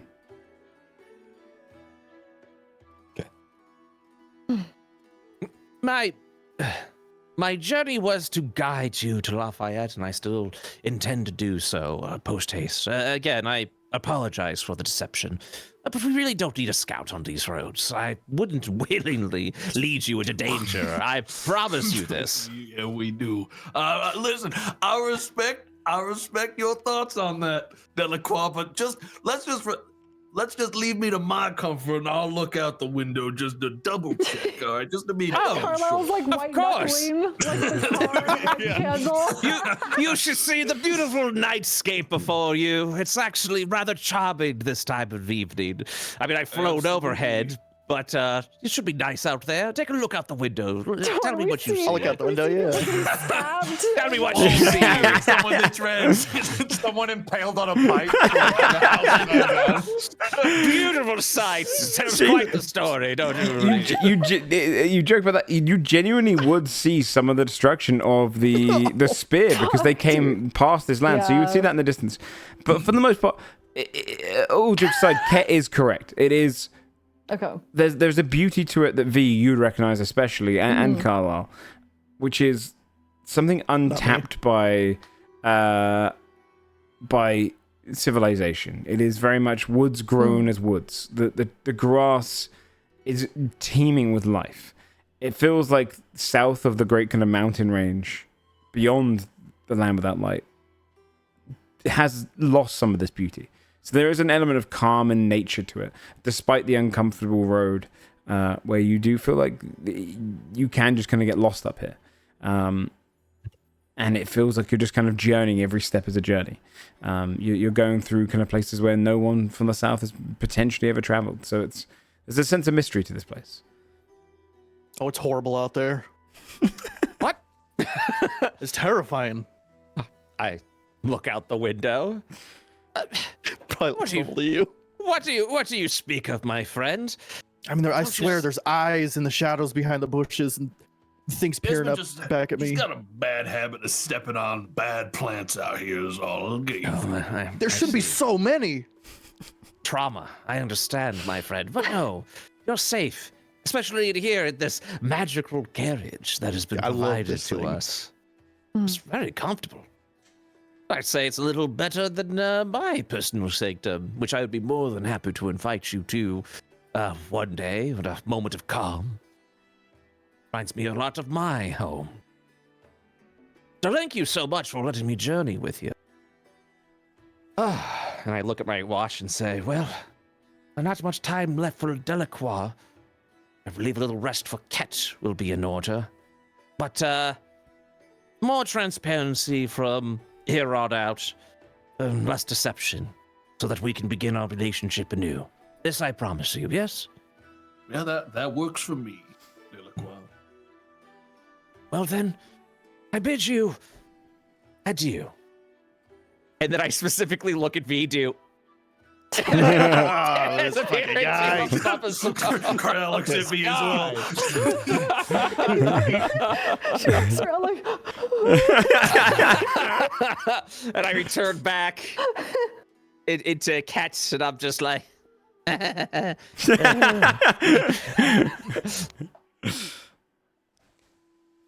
can't really be Deloqua for too long, unfortunately. But in the social situation, Deloqua is actually very good to, I suppose, more common folk. But as adventurers like yourselves, well, it's a deception may not entirely be too easy, especially with that of your renown. Joe, based off of the fact that he transformed into Deloqua and then had to transform back in this single conversation, how long does it seem like he can actually hold the Deloqua transformation? I'm assuming we were talking for quite a bit. Not too long, not like an hour, but it definitely was shorter. I'll leave it to you, Joe. I don't mind answering. It's up to you, though. Yeah, how long would you depict it as? Because you can extend it. The actual mechanic doesn't necessarily have to be one for one. That could be a kind of combat-oriented thing. So I can kind of like break between there. Yeah. I guess however long the conversation would have taken place, if we talked for about, we were kind of going back and forth this conversation. I think around 7 or 8 minutes. I think it was. It was more of like I wasn't rushed to change back. You can definitely see that I kind of dismissed it, as it were. But you do notice, like, after the 5-minute mark, I'm checking my watch a little bit more frequently. Okay. Yeah. So not long. You would notice the kind of you guys are getting into the kind of late evening now. If you'd like to rest, this would be the time to do so before Lafayette's. So you could each kind of go off to your own rooms. rooms. Since our last encounter? I don't think so, no. My sheet was still low. Okay, so yeah, a rest would be good, I think. Yeah, then you can slip off to your rooms. The carriage will continue throughout the portions of the night into the early morn to arrive towards Lafayette's place. Does anyone stay up? Does anyone watch out? I think I stay up Ket, as long as I can, telling the story to Ket. Yeah, Ket. I think Ket would stay up. He's listening to the story. I don't think he's writing it down anymore, but just because deception's gone now. But he is genuinely curious of the journey that's you've been on. And Desmond, while you're there, you will kind of watch as like Ket is going, I'm listening to you. Just give me 1 second, please. He opens his cloak. You're writing, you're like doodling or something. No. He opens his cloak and he pulls out this large, like, dragon chessboard, and he puts it down and he begins like setting up all the pieces. What is that? This? Oh, it's a game board, a dragon chess. Have you heard of the game? Is chess like known? Dragon chess is definitely known. It's kind of a usually played by nobility, but also by kind of street folk. Like it has almost like this great divide of class gaps, rather by the richest folks in their castles, or those who understand on the streets, who've kind of learned the game and taken pieces. But often on the streets, it's people don't have all of the pieces. Like it's like chess if it had like a couple of tiers, so you're playing on 2 different tiers at the same time. Okay. There's a sky. It has like the sky, which is where the dragons and stuff are, and then the land. So you basically have to direct your pieces via that. So on the street, it's more like people kind of find whatever they can. They'll use like a cup to replace like a dragon, or they carve out their own little ones and pieces. So you'd be able to play like a kind of a simpler version, or it'd be the same rule set, but not ever with an actual dragon chess set. Well, you're looking at a champion-ranked dragon chess player here. Oh, wonderful. Ket actually has a full dragon set that he carries around with you the entire time. No insight. I mean, it doesn't matter anyway. But I mean, like, Ket would just be like, oh, good, because we're done with deception here. We're all being truthful. And, clearly Desmond is great at everything from what Ket is learning throughout the entire stories. Every story we've told, I've won every fight with like flashy exit. Oh, you're quite the fighter and the game player, eh? Fight's sort of like a game of chess in a way, you know? I understand that all too well. Would you like to play a game? Oh, how much time do we got? getting a little late. How long have we been talking, do you think? I have about 4 hours that I need to rest, so as long as it hasn't been too long. I mean, I figure. I figured I'd Short sleep game or during two. the day. Yeah, I mean, we could play a quick game if you want. I mean, no pressure, of right. course. Whatever you want. No. Let's let's go for it. All right. I've been waiting to play with someone of different skill, just like me. I wait for you to set up your side so I know where to put mine. You'd see all of the pieces getting placed out. Would I do a dragon chess check? Yes. So once you get all the pieces set out, you can see like the sky. You have to. The objective of the game is mostly in place of the king. It's to capture the enemy dragon or defeat it. It's about kind of applying pieces in certain portions. You have to kind of buy, like, there's a kind of a commerce section to this as well. It's almost like a Monopoly mixed with chess, where you have to buy or collect wings in some way and then use those to kind of go up to the dragon's portion and attack from up there. Meanwhile, the dragon can damage things below. You would see all the pieces set up and ready to go. Now, what we're going to do is it's going to be a dragon chess set based wisdom check. That means disadvantage whatever this is. Yeah, also, it's going to be. I've actually never had the privilege of playing this game. I've seen it everywhere, but I've never been able to buy one. And it's a complex one. So go ahead and give me a disadvantage wisdom check, Desmond, and then we'll get Ket to. I usually play this game on my own. It's so nice to be played with friends. I'm not that very good. Not like you. Why did you do that? I mean, that's an interesting strategy, I suppose. It's a gambit. It's a sacrifice to get a upper hand in the later part of the. Oh, you see something I don't. Oh, that's so charming. I'm gonna go ahead and do my check. Yeah. Yep.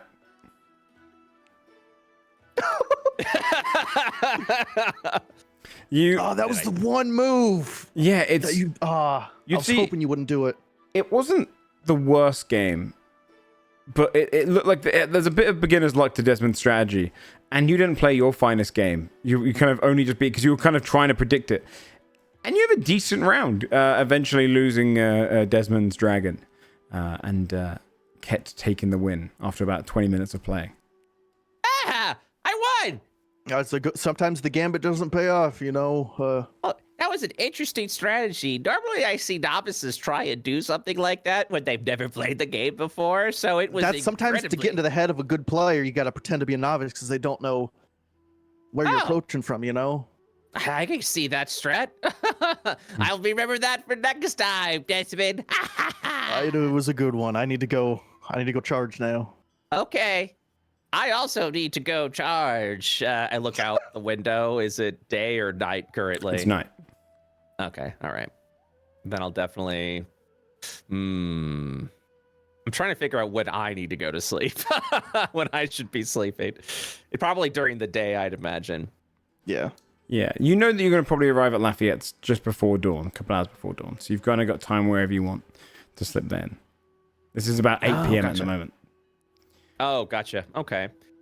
Well, I'll also get some rest eventually as I need to before meeting with Lafayette, which means it's going to be a long day tomorrow that I'm going to have to stay up through and a long night to stay up through as well. Yeah. You would each be able to go to your respective rooms, find Lafayette a place to kind of rest in there as well. And you're sorry, Ket. Before you get into Lafayette's, Lafayette. And I've been here the whole time. By the time morning comes, you would. Oh, sorry, not morning, but like kind of the late into the early hours of the night.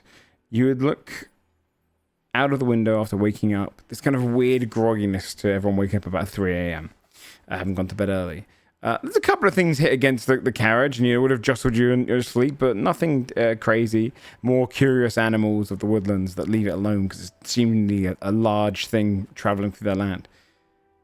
But as the hours come, you'd see out in the distance, in kind of this like small plateau, looking over a clearing and woodland of their own, built with a river on the back, running down the backside of this hut. You can see this stone house.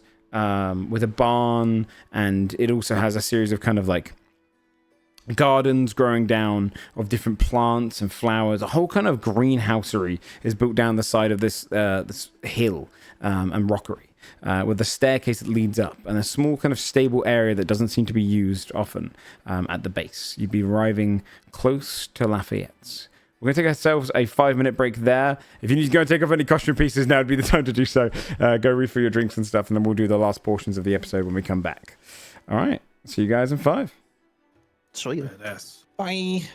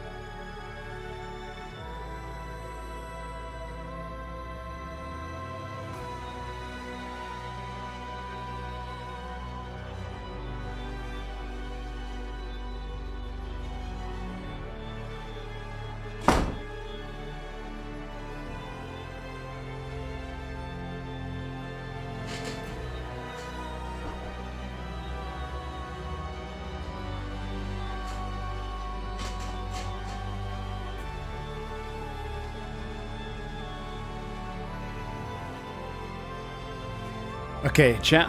I'll let them know. Unmuting in 1 minute.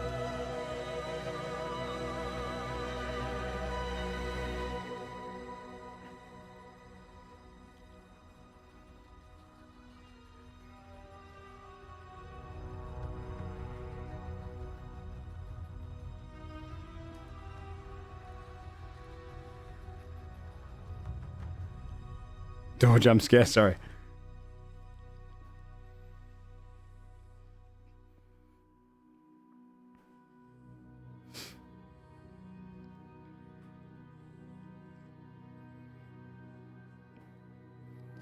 Okay. Just because we're finishing a little earlier, chat, I'm going to unmute before Bree gets back. And we'll just start.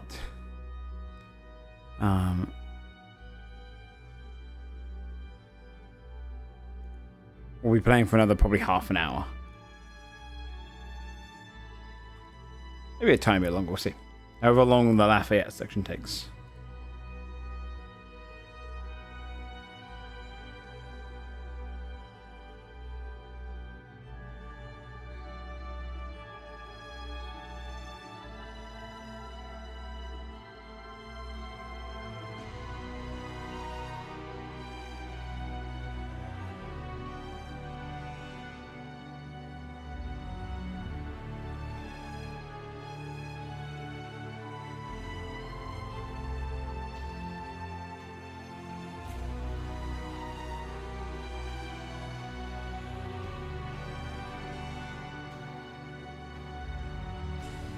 Alright, we're gonna unmute.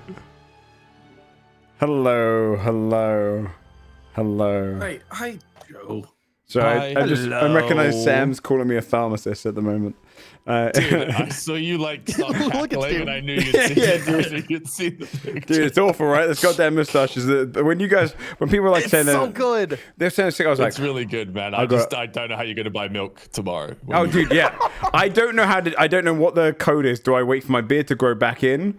Or do I shave this off and then it might be a different length for the rest? No, so there's like a pretty in fashion look where like you have a beard but the mustache is a bit thicker. Yeah. So I think you just let the beard grow back, but there's gonna be like a week where you are gonna look like Walter White. You know. Yeah. Episode 1, Walter White. Yeah. Yeah. That's not the best week. But you know, that's what we have to do to be calm. Okay. Bringing us back into things, you guys had just traveled on the road and arrived at the kind of the base of where this stone house and kind of a barn, like a humble abode in the middle of nowhere. You find the land that belongs to Lafayette. You'd see this kind of almost like tall, broad, stag-like mount in the stable area. It has its horns kind of turned down, more like a goat, where it kind of comes down off the side and goes around. But a broad stag-like creature with a very kind of furry, almost moose-like belly, where it kind of wraps around the bottom with a lot of fur and blackened fur. The broad thing is kind of feasting in the area. It looks like the stables were kind of built for it, but that's collapsed in a bit now, and it's a bit more wild with its roaming. It goes as it sees you come in, and then kind of steps back a few spaces. Up at the top, near the door, upon arriving in the area, you see a lantern kind of hit against the window. You can see this kind of figure at the window from yours. But your carriage would come to a stop with the destination arrived. Someone watching you from the window inside.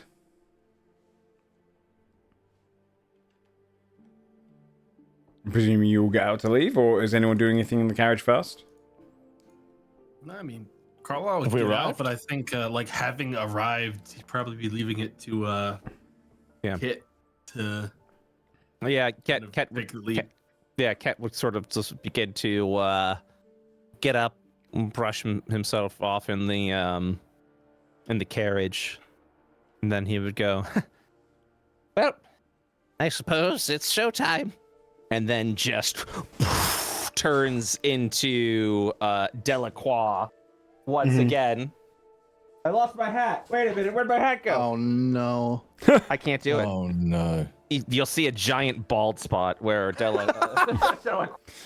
Huh. No. Yeah, but I think he would get out and to make introductions be known, I suppose. Okay. So yeah, you'd wander outside. The door would open. Killian would be the first one to step out. You see the kind of the broad human, damp hair, pale skin, not uncomely, but sharper features, more so than kind of like handsome chiseled ones. A little bit kind of gaunt. He steps out and kind of looms over, holds his lantern out. And I know this individual, correct? Yeah, and the party do as well. You know him to be one of the silings of Lafayette. You can hold it out. Okay. I as I come out, I'll be like, Killian, my old friend, good to see you again. It's good to see you. Traveling at this hour? He puts the lantern on kind of the top of the door and just lets the kind of shimmering light come out. He leans on the kind of there's like a small stone wall overlooking the little staircase going down below. He leans on that. Lafayette and us and I were just talking. Is the 6 with you inside? Indeed they are. They are quite charming individuals. You never spoke so much of their insight and know-how. It's been a very meaningful journey. I'm glad. I haven't experienced much of their insight. We've hardly had time to spend together. I thought he was dissing us for a second. Yeah, I see "Damn, this. What the? What the hell? Well, Lafayette is inside, if you wish to meet with him. I'm going to be tending to the garden, collecting some crops. Of course. And yeah, I think I would also guide everyone out as well. If everyone was ready to leave the carriage. Yeah. You'll see Desmond last. He's not even with you guys at the moment. He slams his door open. You'll see like scrap dragon chess pieces behind him, and he'll say, "Kit, I figured it out. I think I could do it." Oh, we're here. Yeah. Oh, yes, you must have been playing with my familiar, dragon chess, yes? Yeah, he taught me, and well, he taught me a few tricks that I combined with my tricks that I know, and I think I'm unbeatable now. Is all. You trained Cat how behind to us, we can- play dragon chess? Yeah, I taught him. Oh, I look specifically. I'm like squinting right now over a He pulls out a little scrap metal dragon piece from his pocket. I made a board myself. No, I was just teaching the little fellow. it's impressive. smashing. It's like using the like, kind of clippers to clip down some of the hanging plants. Right. Well, I believe we shall be off to meet with Sir Lafayette himself. Yes. Is everyone ready to meet him? Yes, absolutely. Oh. Was there anything you need from them, Killian? No. They, Lafayette has everything inside. He'll tell them what to expect. Very good. Very good indeed. All right. Well, best faces, everyone. You're about to meet with some real nobility here. This way. Follow through. Watch the step as I begin stepping and walking upstairs. You can see it is kind of poorly maintained area. Like, it's definitely collapsing staircase where, like, some of the rocks have been kind of crushed and, like, tilting out. The slabs are kind of loosened over time, wear and tear of the nature. When you go up into the room, you can step straight into the house, and it's not what you would expect of a vampire's living in terms of, especially when Ket's introduced it as a kind of nobility. Where Lafayette lives is very humble. It's very kind of simple. bedroom off to one side, a small bedroom with the kind of cooking stations and his kind of sitting area to one bit. The only room that does almost represent his nobility is the sitting area. He has a library of books and scrolls that he keeps maintained. It's like the only portion that's not dusty and old. He's got a kind of a long table which has a cloth that he clearly washes and cleans, with the aid of Killian as well whilst he's here, wrapped over the table. He has these kind of great broad cushioned with rugs and kind of bear fur and other kind of furs of animals in one corner. Very heavily furred up chair, otherwise kind of a table with several seats around it. And that is where you'll find him. Stepping into that room, he kind of notices you first, Ket. You can see even more gaunt since the last time you saw him. An orc, broad, very broad of shoulder, broader than you would expect a vampire to be. It looks like he's kind of quite muscular, but it's like his skin is kind of tightened around the muscles. His skin has gone from this green to a very, very pale, sickly green. His jawline tightened in, the skin kind of pressed against the bone. There's almost like a sheen to his skin, creating this almost like immense age to him. Lost all of his hair, from his eyebrows to the top of his head, everywhere. His teeth now are kind of a bit more broader and kind of almost coming out against his lips. You can see where he's kind of indents there as well.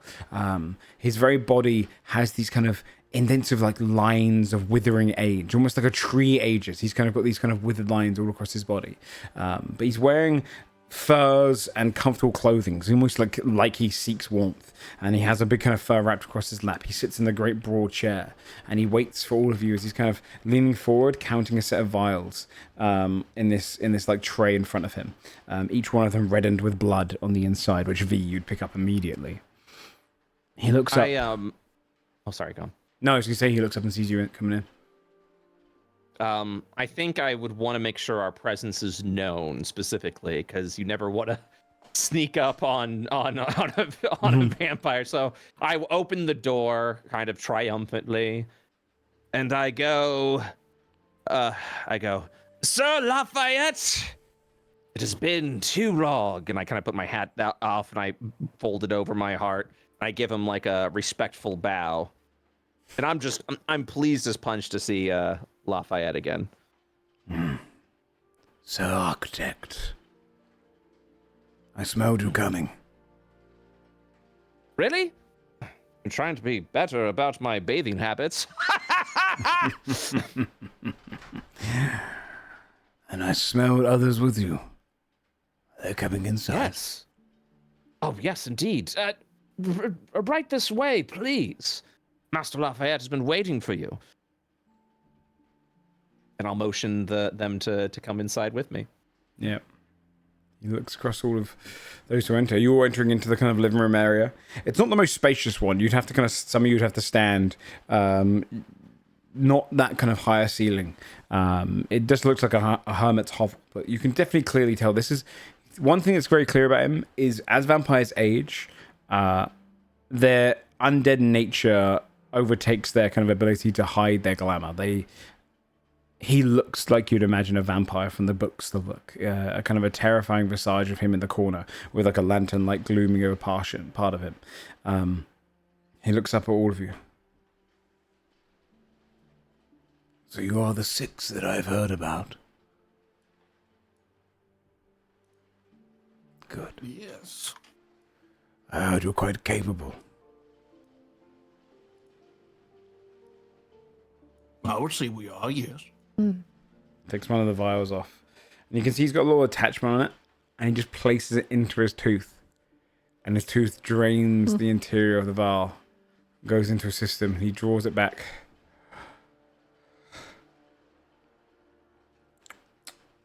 He places it back down. Puts it beside his bench. Or his chair.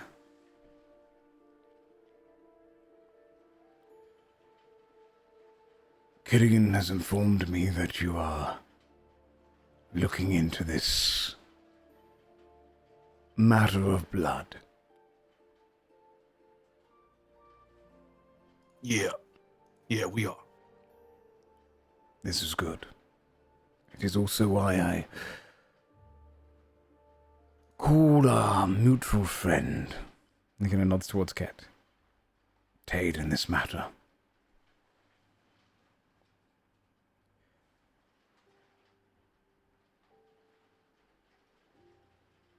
This land is in danger. And it is often the role of adventurers, is it not, to fix these things?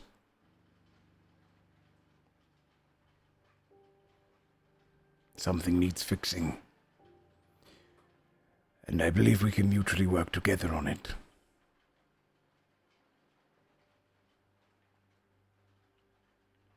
Okay.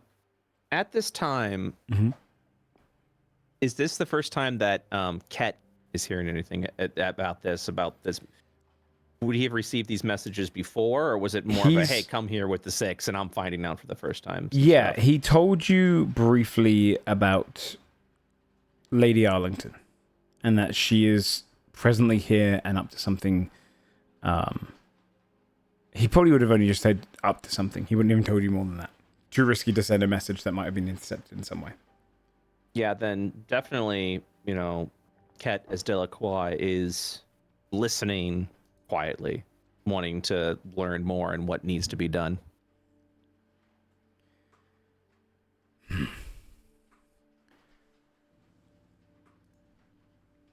First, allow me to introduce myself. My name is Lafayette. I am formerly of Talrevere, the city of blood, or the city of the Silver Star. A city of vampires in the Shadowfell. Yeah, I've heard of it. Many have. It is a place of quite familiarity to many of your capitals here in the material plane. I was exiled from that place some time ago.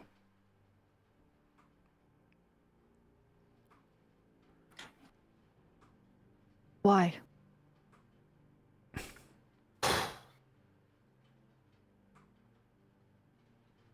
He looks to Ket. I'm looking away because I don't want to assume. And he looks And then to the once I realize the eyes are staring at me, I look back to Lafayette. For trying new things after generations, millennia of the same. For trying to save our people. I think at that point, Ket would interrupt. And that you did, my friend. People fear the change. Yes. But it was hope I was trying to instill, not fear.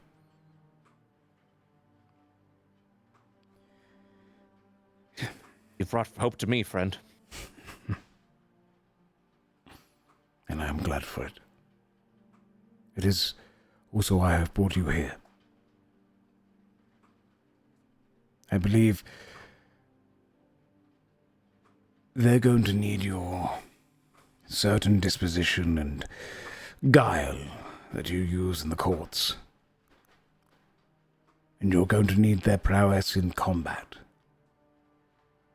Along with skill sets that I've been told by killing are quite useful. Desmond will tell you a tale. I look specifically at Desmond.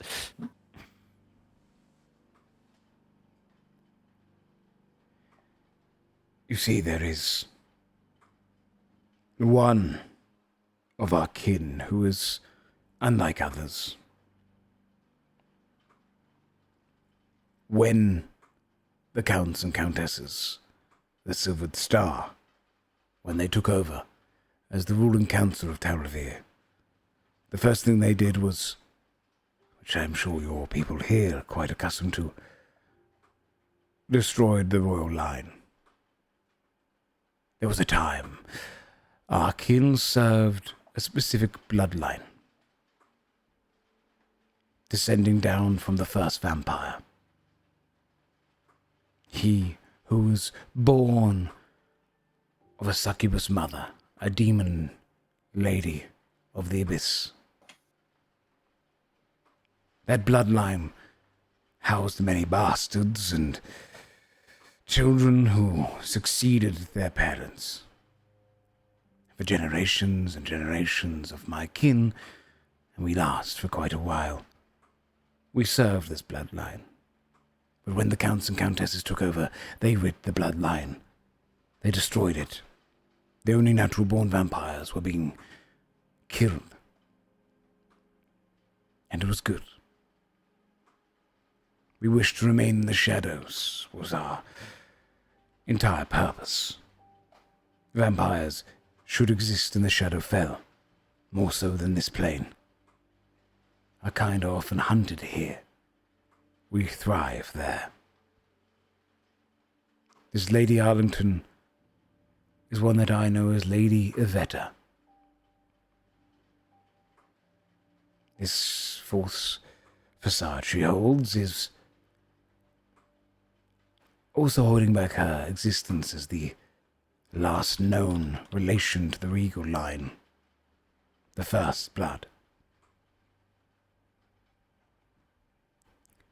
I have no issue with those of the first line, not personally. However, what disturbs me is her goal seems to be uninterrupting power.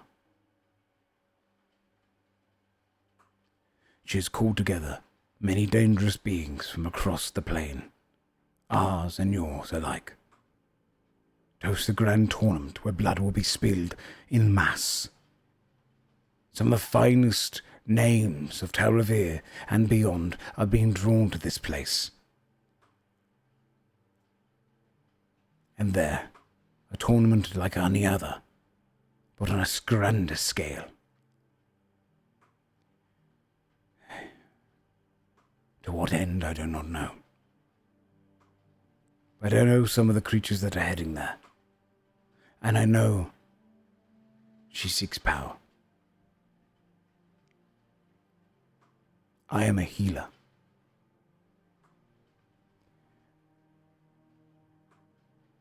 When I see a wound, I hope to close it. Some wounds are harder to close than others.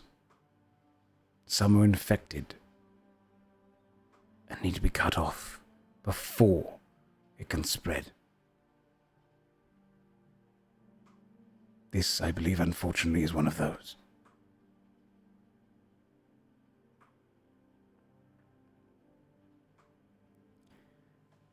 I believe we can work together on this. Me via proxy of Ket aiding you in your endeavors. And you, hopefully, with the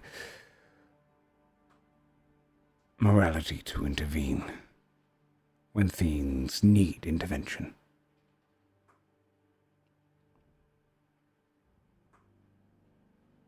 If I have mistaken your intents of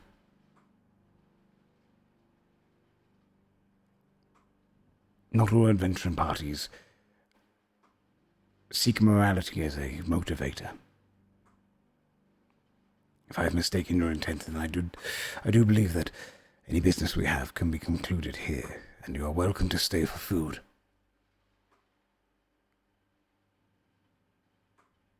But by your silent and curious expressions, I imagine your interest is at least piqued, if not our goals aligned. Well, I can certainly say, at least for myself, that I'm invested in figuring out what's going on with this tournament and dealing with it. So it does seem like our interests align here. Agreed. Good. You are Carlisle. Yeah. You are also a healer. I am. We should have words once we're done here. Okay. I know some names attending this tournament, ones to look out for that are dangerous. 3 are knights. Much of your culture here is inspired by ours. Tal Revere is the progenitor for a lot of cultures that have evolved into these houses and great architecture that you hold in your homes and realms here. Our knights are not unsimilar to yours. They follow certain verdicts and honorary chivalry and the like. However, some stray far from said goal. 3 that I know who are attending are Sir Harkle of the Crimson Rose. Ket, you would know this name as a name that Lafayette has said with a troubled mind, though he was never really kind of told you about it. A familiar, once friend of his, he kind of explains it as. Sir Harkle is a dangerous individual, a Goliath, who was transformed into a vampire through the traditional means and joined an order called the Crimson Rose, who believe that when biting and drinking, you should always consume every ounce, every drop of blood from the victim.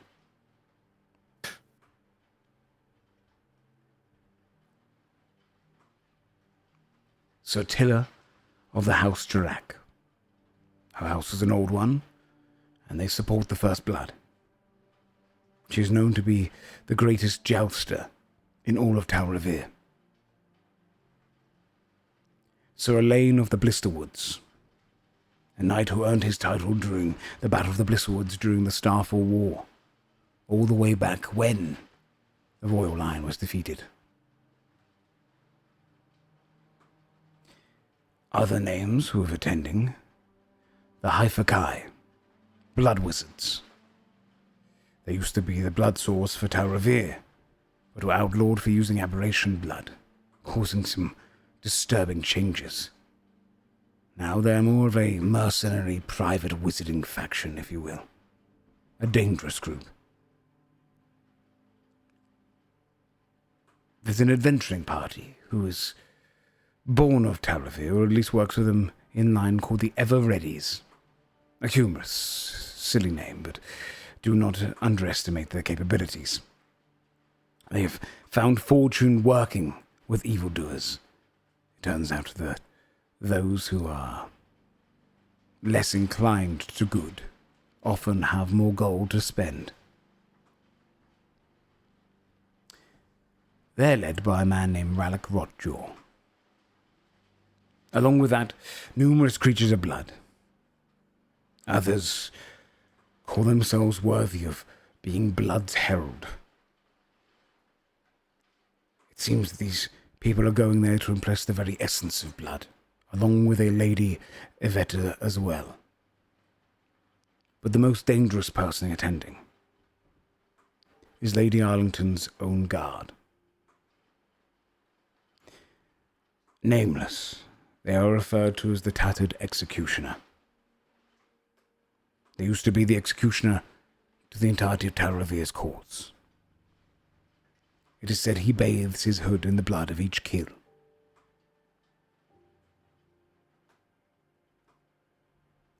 Other than those, many others will attend. I want you to know you're stepping into something very dangerous. Because after all of this, if you do in fact win,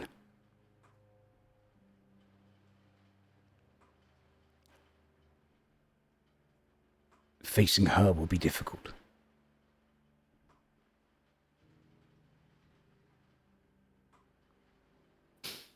And Sir Lafayette, do you wish us to show no quarter to those that you have mentioned before within the arena? Are we granted full permission to take these foul individuals of our name and dispatch them?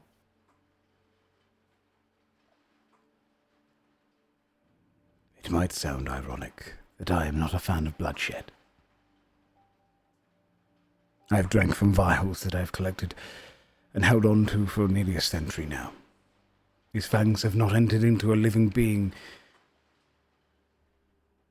beyond all of your lifetimes, most likely. albeit yours, Ket.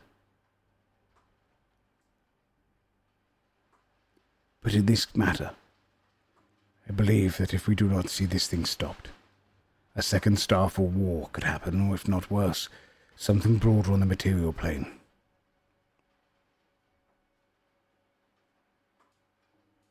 I have dedicated my life's craft to trying to make vampirism less feared, less absent from civilized worlds. And this tournament sees to set us back more than my lifetime.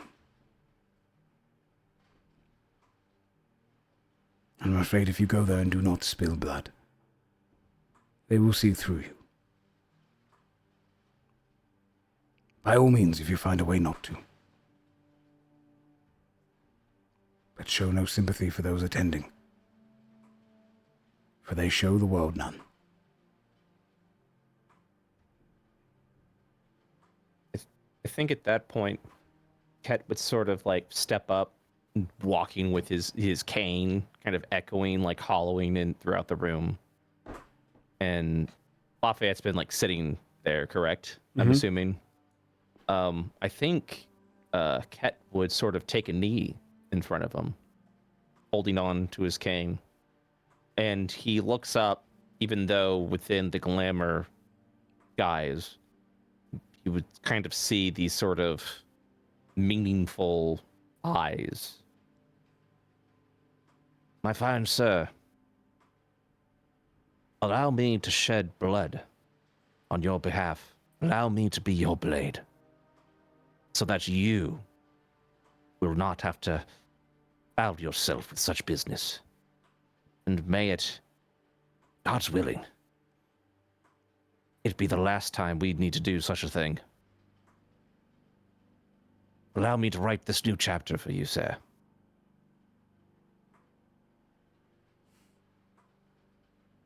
I would be honored. He leans in close and goes, I value you greatly, Ket.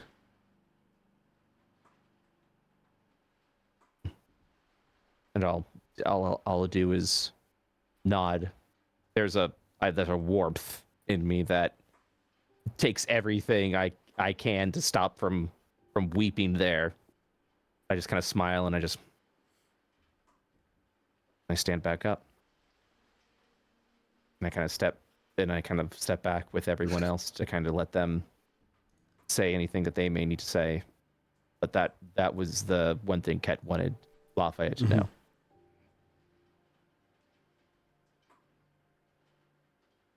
On the subject of us entering into this tournament, there is the barrier of entry, which is why we've sought you out. Yes. I wondered how you'd get through this. I imagined it might be something we need to solve together.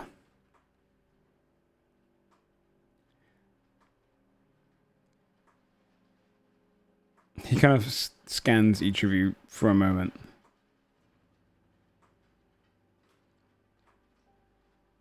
The reason for my exile could prove a gift in this moment.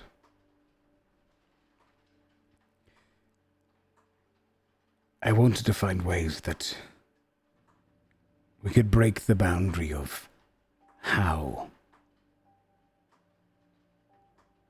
vampirism works. When a vampire turns immortal, we have some degree of control. There's a power in the change. A master, a familiar, a thrall. This is our natural way of things, but it is unfair. Just because you choose to turn in one moment, or perhaps your choice is taken away from you, why can you not later refuse to serve that which turned you? Why must you follow your sire everywhere. Let it be a choice. Sir Architect here is an example of such a choice. He does not serve me because I command him to. He serves me because he can, and he wishes to. And when the day comes, if it ever does, that he decides to stop, he may choose. And this is because I transformed him not via bite, but by something far, far beyond Taurevir. Medicine and science. He speaks the truth. Fangs had never entered my neck. This was something that I accepted willingly. Lafayette has a gift. He can, through the power of science and medicine, bestow such dark gift without it being forced upon you. And I do not serve in thrall to him, but I serve because I choose to serve. Because what I believe Lafayette is doing is right, and can bring a new age to these vampires. And what you speak of now, Sir Lafayette, is a step back to the old ways. And why I think it is so important that we do this with all of our heart, so that we may be able to write a new chapter for a brighter future. I'm just so sorry we must shed blood to do so, sir. As am I. V would be looking at Carlisle after the science and medicine line, specifically in relation to vampirism, but I rolled really low on my perception. A 12. Yeah, I mean, Carlisle's just kind of still taking this all in, I think. I mean, he's aware that, like, there is a level of this is a disease, but is also keenly aware of the fact that a lot of it is magical in the way that it works to his knowledge. I don't think he's had a lot of interaction with specifically vampirism as, like, a concept beyond, like, any amount that Joe would say there is just general, like, vampires and Dampier in the north, stuff like that. I don't think he's had a lot of engagements to understand it that deeply.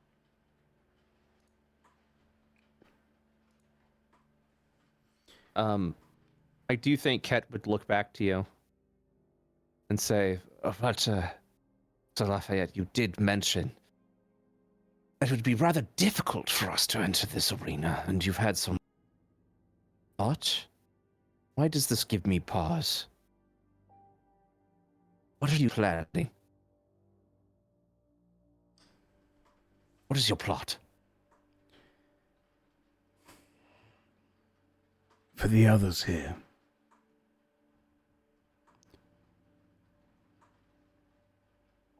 it should work. I can change you, but it will be reversible. You'll be given stage 1 of vampirism.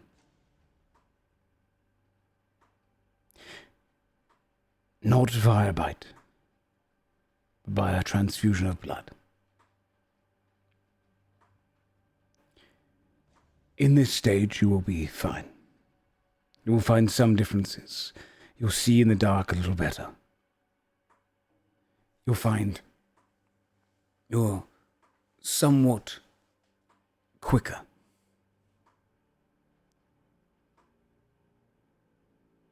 By the end of a week, you'll start to have a thirst and smell for blood. 2 weeks it takes on average for someone to start moving into stage 2. That is harder to restore you. During stage 1, if you can make it there and back, I can prevent the further stages of vampirism within you. During stage 2, it will be more difficult. It can be done. Stage 3, on average 3 weeks. There is no cure.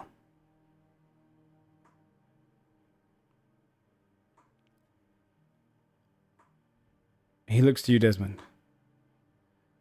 This could also be a means of evoking it within you, though I don't know the results of an automaton. If there is the fluid, he kind of looks at the kind of joints. It might just be a matter of tricking it. Vampirism is not an infection of just the blood. It withers the soul. It withers the very essence of your true runes, like an infection to it.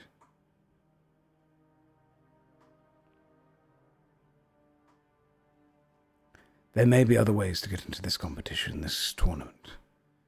This would be your best if you wish to avoid serving.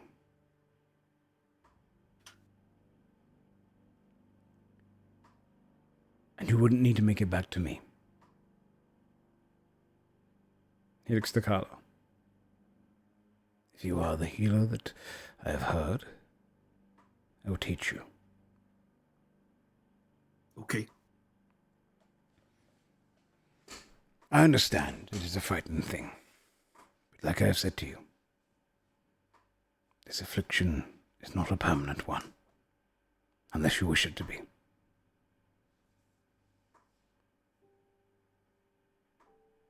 I think at this moment, Ket kind of wants to look at everyone and see what their reactions are to this plan.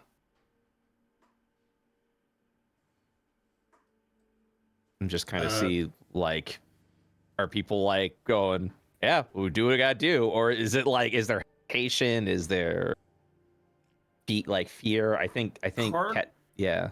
Carlisle does not look like he's very into inoculating everyone with vampirism, but does seem a little bit more put at ease by the fact that he can cure them of his own volition when the time comes.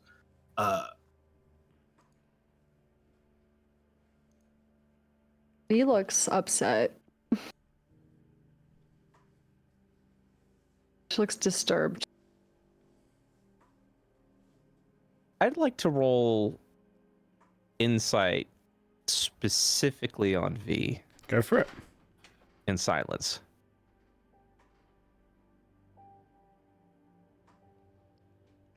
Okay. Was it 19? Just gather a little bit more, dig a little bit more in that visible uncomfort. Yeah. Yeah, should I describe just like visually or like Perhaps what is deeper into that? Without obviously not mind reading, but without this, what is the source of the discomfort? What are the which words are the ones in particular? Is it the idea of being turned to vampirism? Is it the? It's the transfusion specifically.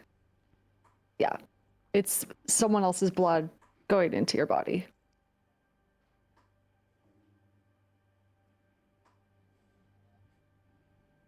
But in general, she is uncomfortable in vampire's presence 100% as well. I think Ket just keeps quiet, keeps to himself, but is definitely been making mental notes about V this entire time. Mm-hmm.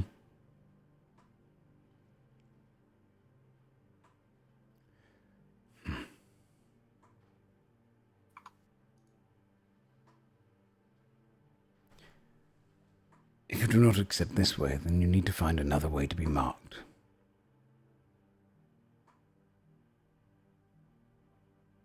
Well, as far as the other ways to be marked that we've already looked into, it looks like this, at least to me, seems like the one with the least downsides, or at least strings attached. So if I have to pick one, I guess I'd want to go with this one if there's really no other option. Are they still gonna need a bucket? I'll say with like a coy smirk, remembering his transformation from the first time.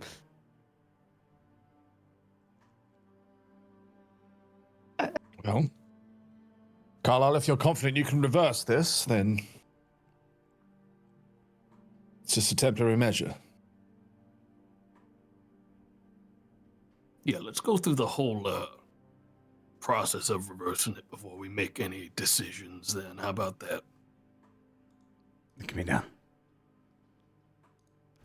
He looks to you, Carlisle.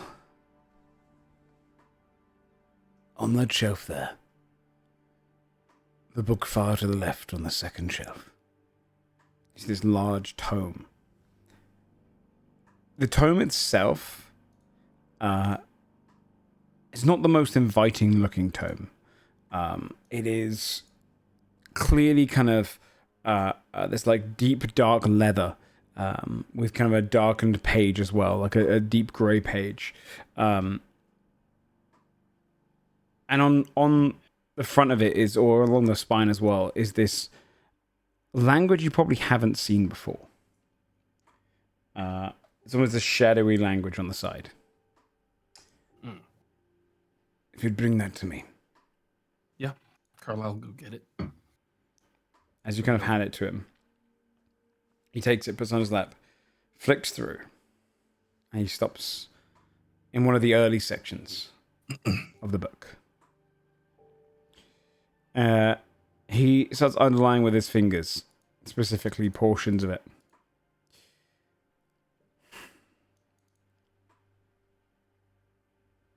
And then looks up to a kind of group. To reverse stage 1. One would need to be placed underwater in a running river. Whilst having a tube attached to their blood being drawn out of them. Whilst this happens, the vampire blood that courses through them, the cursed blood, will burn off in the water. It'll be a painful procedure, like a feeling of fire tickling your arm. The blood is then put back into you. This will be done several times. And then once that is achieved, you'll be on a formula crafted of various ingredients, primarily garlic, as the stories tell you. Holy water, blessed to be sure. You'll be drinking and eating that. Often it takes about a week or two. You'll notice that your fangs will withdraw.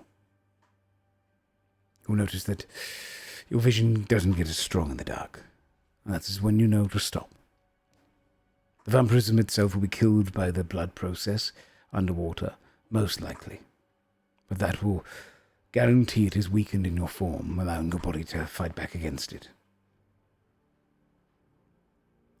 That is if you are reverting stage 1. Stage 2 gets more complicated. It requires the active blood of a greater vampire and a chemical process. It can be reverted, but it can also cause immense damage to the one's body.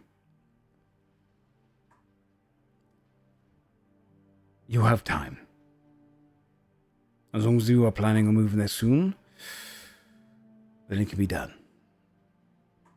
I also plan to allow, he kind of looks up to Carlisle, if you believe you're willing and capable of doing so, the actual process, I will allow you to perform it. The procedure. Okay. Carlisle kind of looked to the others to see if that seems like everyone would be much more comfortable with him doing the procedure for them. We'll get him a nod. Yeah, I can, I'm open to that. May I have a moment with Carlisle? Alone. I will not harm your friend. I am a withered old vampire. And dawn comes. I would not be a fool to harm him in my home.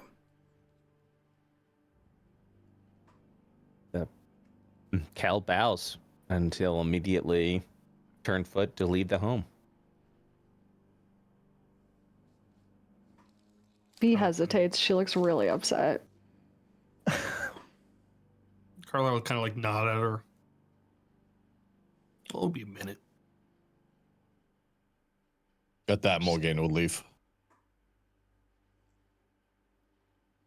Bee will last, but struggling to leave. He'll look up to you once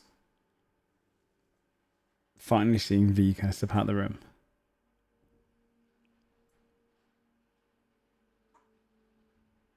Why do you help others?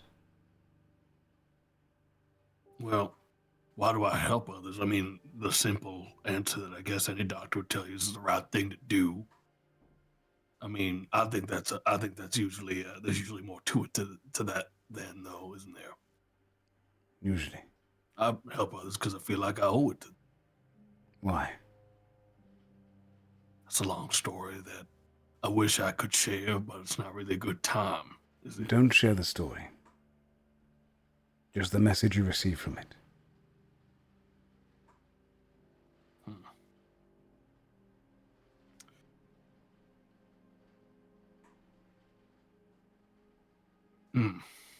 Carl kind of thinks on that for a minute.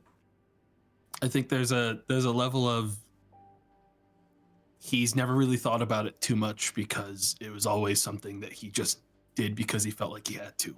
Mm-hmm. And he kind of hangs on that because when asked about why he's doing all these things, he doesn't really know how to answer it. Like he's kind of been on autopilot.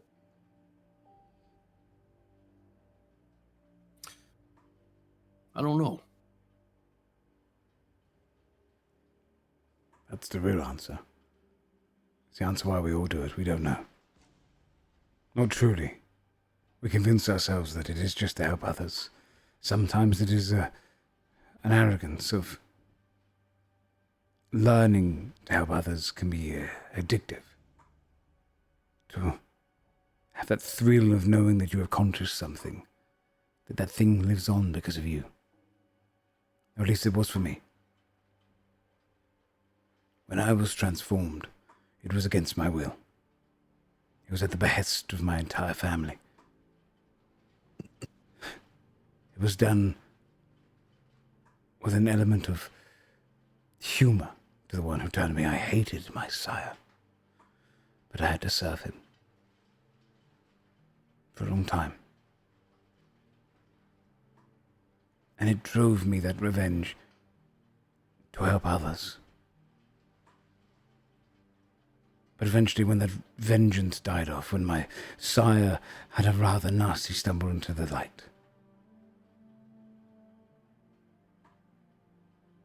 and the days and years passed, I continued to help others. Long after anyone that my master had hurt was still alive. Long after centuries, I continued to help. And I think it's just a simple answer if I don't know as to why I did it. But I knew I wouldn't stop.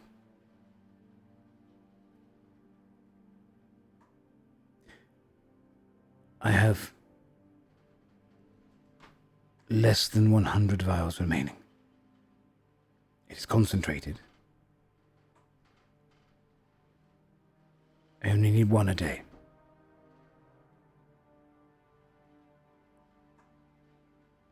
When they run out, I do not have it in me to draw more blood. When I first developed this serum, I did so with the intention of never drinking from another living being again. In Tal Revere, it felt right. There was purpose to it, but here I felt as if I am a stranger in lands that are not mine.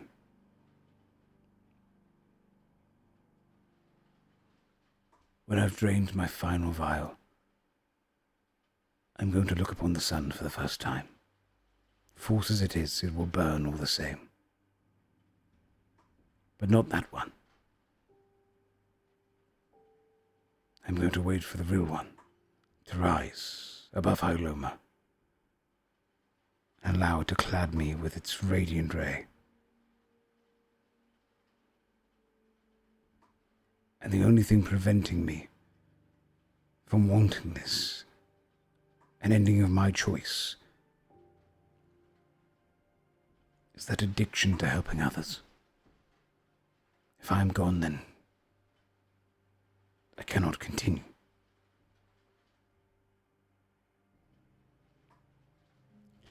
He places both his hands on the book and kind of pushes it forward.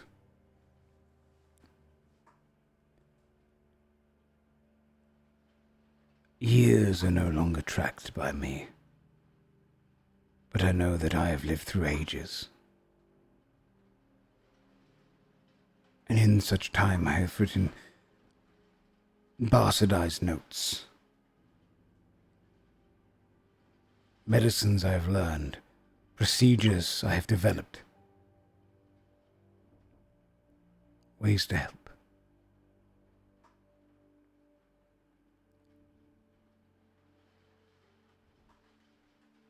What is on my lap is a wealth of knowledge for those who are interested in helping.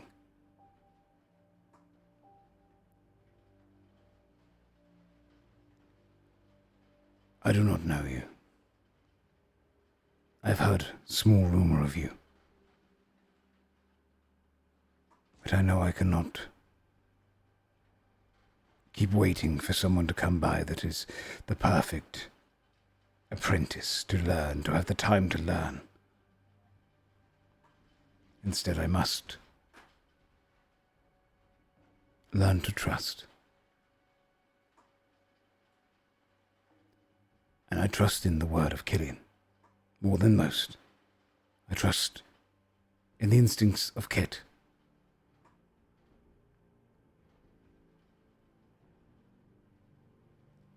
And when that 79th vial is finished, and I look upon the sun, it would warm me further if I knew that my life's work was not put to rest. If there was someone else out there adding to this book. And he places it on the table in front, closer to you. And leans back. I'll look at it and pull it towards him. The title on the front is written in Umbral. It translates into the Tome of Life.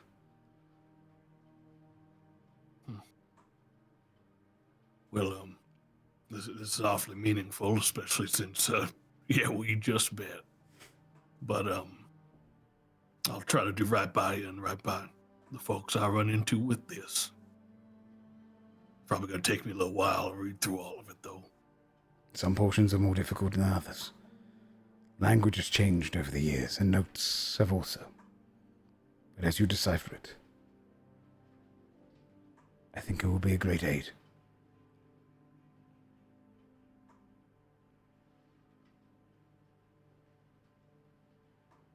Carl kind of quietly start flipping through it. That is when you're given a tome that contains medicines of a great degree. And your legacy item. A tome of life. Nice. I'll show you to players and allow you to read this one out loud, Tomato. Dormant Tome of Life. The front of this book has the seven-pointed sword of Tal Revere. It is leathered with shadow bat wing and inked with blackened blood. The pages themselves are made of harvested skin, though feel soft to the touch, as if cleansed before being formed. The title written in Umbral translates to Tome of Life and is believed to be the greatest collection of medicines and practitioners surrounding blood. The pages themselves are difficult to decipher, with portions towards the back seemingly indecipherable. In the inside cover are a series of vials, syringes, and extraction tools. Practiced knowledge. This book contains intricate details on common to rare diseases, ailments, and unusual medicines. If you spend 10 minutes performing a medicine check to determine a sickness, poison, or ailment, you get a plus 10 to the medicine check. If this brings your check to above a 25, you learn exactly how to cure it. You can do this once per illness. If you fail, you can spend 1 hour instead learning what it is and how to cure it. Distant Doctor. When using your steady aim feature, the range of your triage increases to 60 feet and to 90 feet when transferring from the anatomically correct target. It's in the blood. By studying hematology, you gain benefits when performing your surgeries on creatures you're familiar with. As an action, when completing a long rest, you can use the vials in your tomes to store blood of a number of allied creatures up to your wisdom modifier. When these creatures have the bloodied condition, your surgical dice are twice as effective on them. Each of your surgical die become 2dx instead of 1dx when targeting an ally with a procedure. That's really strong. Holy fuck. Yeah, that's awesome. That's sick. Good luck convincing V to take her blood. Yeah, Well, that's you might need to ask her some questions about what it is exactly that bothers her. You might be surprised.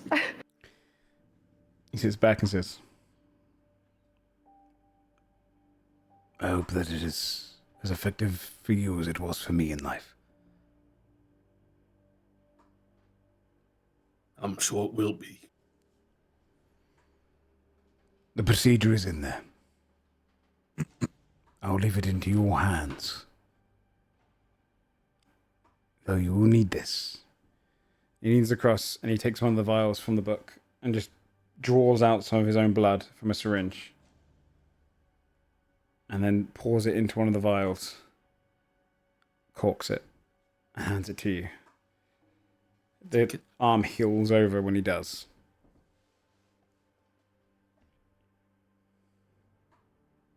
It should be your choice. Yeah. Well, it is our choice, but unfortunately it doesn't seem like we've been left with very much of a choice in general regarding this whole tournament, so fortunately it looks like either way this has to be done. But I do appreciate you giving me all this and giving me the chance to do it myself. Solve it myself after. That means a lot. I'm glad. And know this. If you hesitate, in the guise of Lady Arlington, across 2 separate continents, she has slaughtered towns and had their people harvested. She has dominated the minds of women, children, and fathers alike. She has left blood in her wake that will never be rectified. If there was any of my kin that deserved a painful and lasting death, it is Lady Arlington. We'll stop him.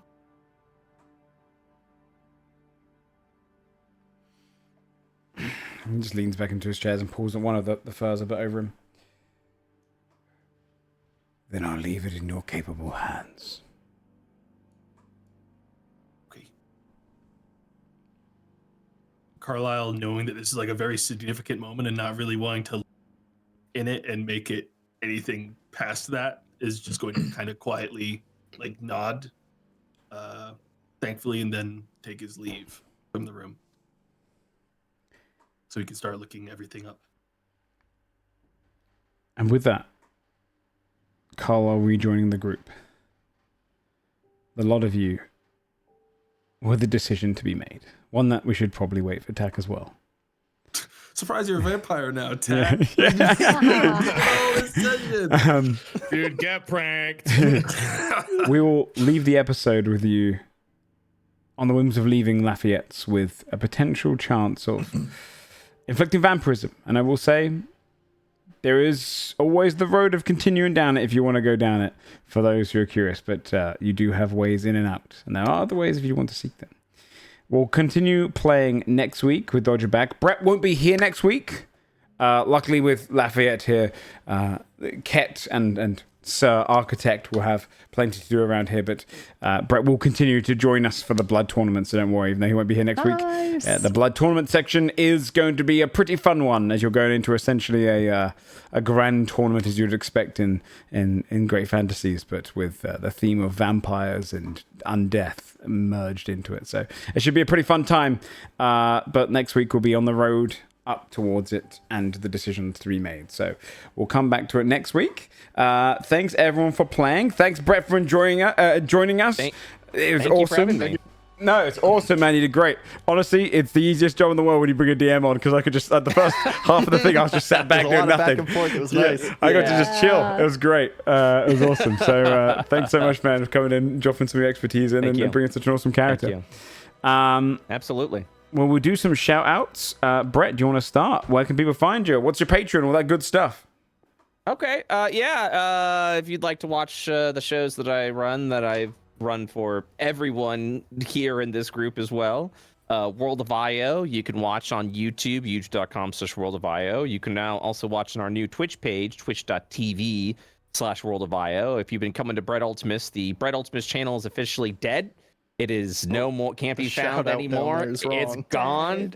Yeah, so if you do twitch.tv/Brett Ultimus, it's gone. So you will now be able to watch it all on twitch.tv/World of IO. I know people have been slightly a little confused by the transition, but we're working through it and get there. And then if you'd like third-party content for your TTRPG 5e set, patreon.com/World of IO, where I will say this subclass is one of my creation with Joe's approval, that I will also be posting up there at a later time, specifically Warlock of the Vampire Progenitor patron. So yeah, look forward to it. Thank you again for having me here.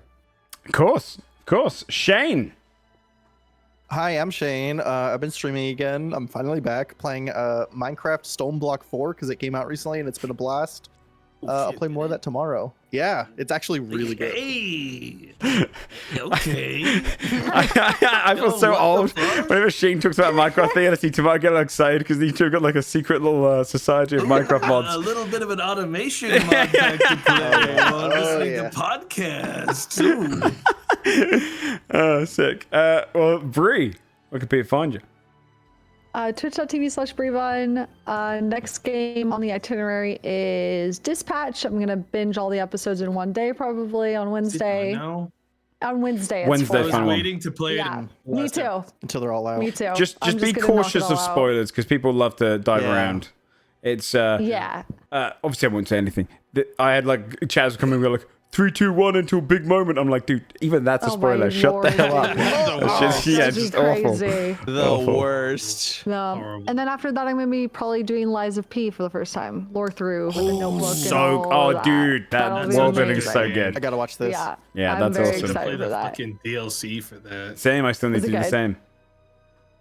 No, I think he had to play it. He said he hadn't played it. I haven't played it either yet. Oh, damn. Yeah. It's meant to be good though. I'm gonna do the DLC as well, so yes. Yeah, check it out there for the first time.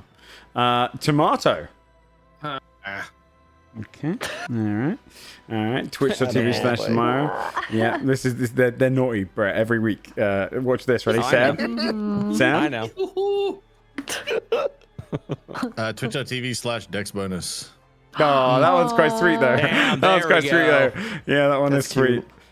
Sam has been solo father this week, so thanks for showing up, Max. I know you had a massive migraine today, so as much as your costume didn't show up. Die. Thank you, Walter White. Twitch.tv/Dexbonus, everyone. She couldn't make it. She's over in America. She'll be back next week to rejoin us as TAC. And we'll show all the costumes during the week, I'm sure, so she'll have fun seeing them. There's a Patreon as well for this channel. If you go !Patreon in the chat, you'll be able to see it. All the behind-the-scenes stuff's on there, along with any monsters and items and all that good stuff that I develop. You'll see up there. The Tome of Life for Tomato will be up there this week, so you can check that one out personally in its dormant form. Otherwise, we'll see you next week for episode 87, as we journey upon the road towards the Blood Tournament finally, and try to face Lady Arlington and her ilk. We'll see you guys then. Thanks everyone for watching, and thanks mostly for playing, everybody. See you next time. Bye-bye. Bye-bye.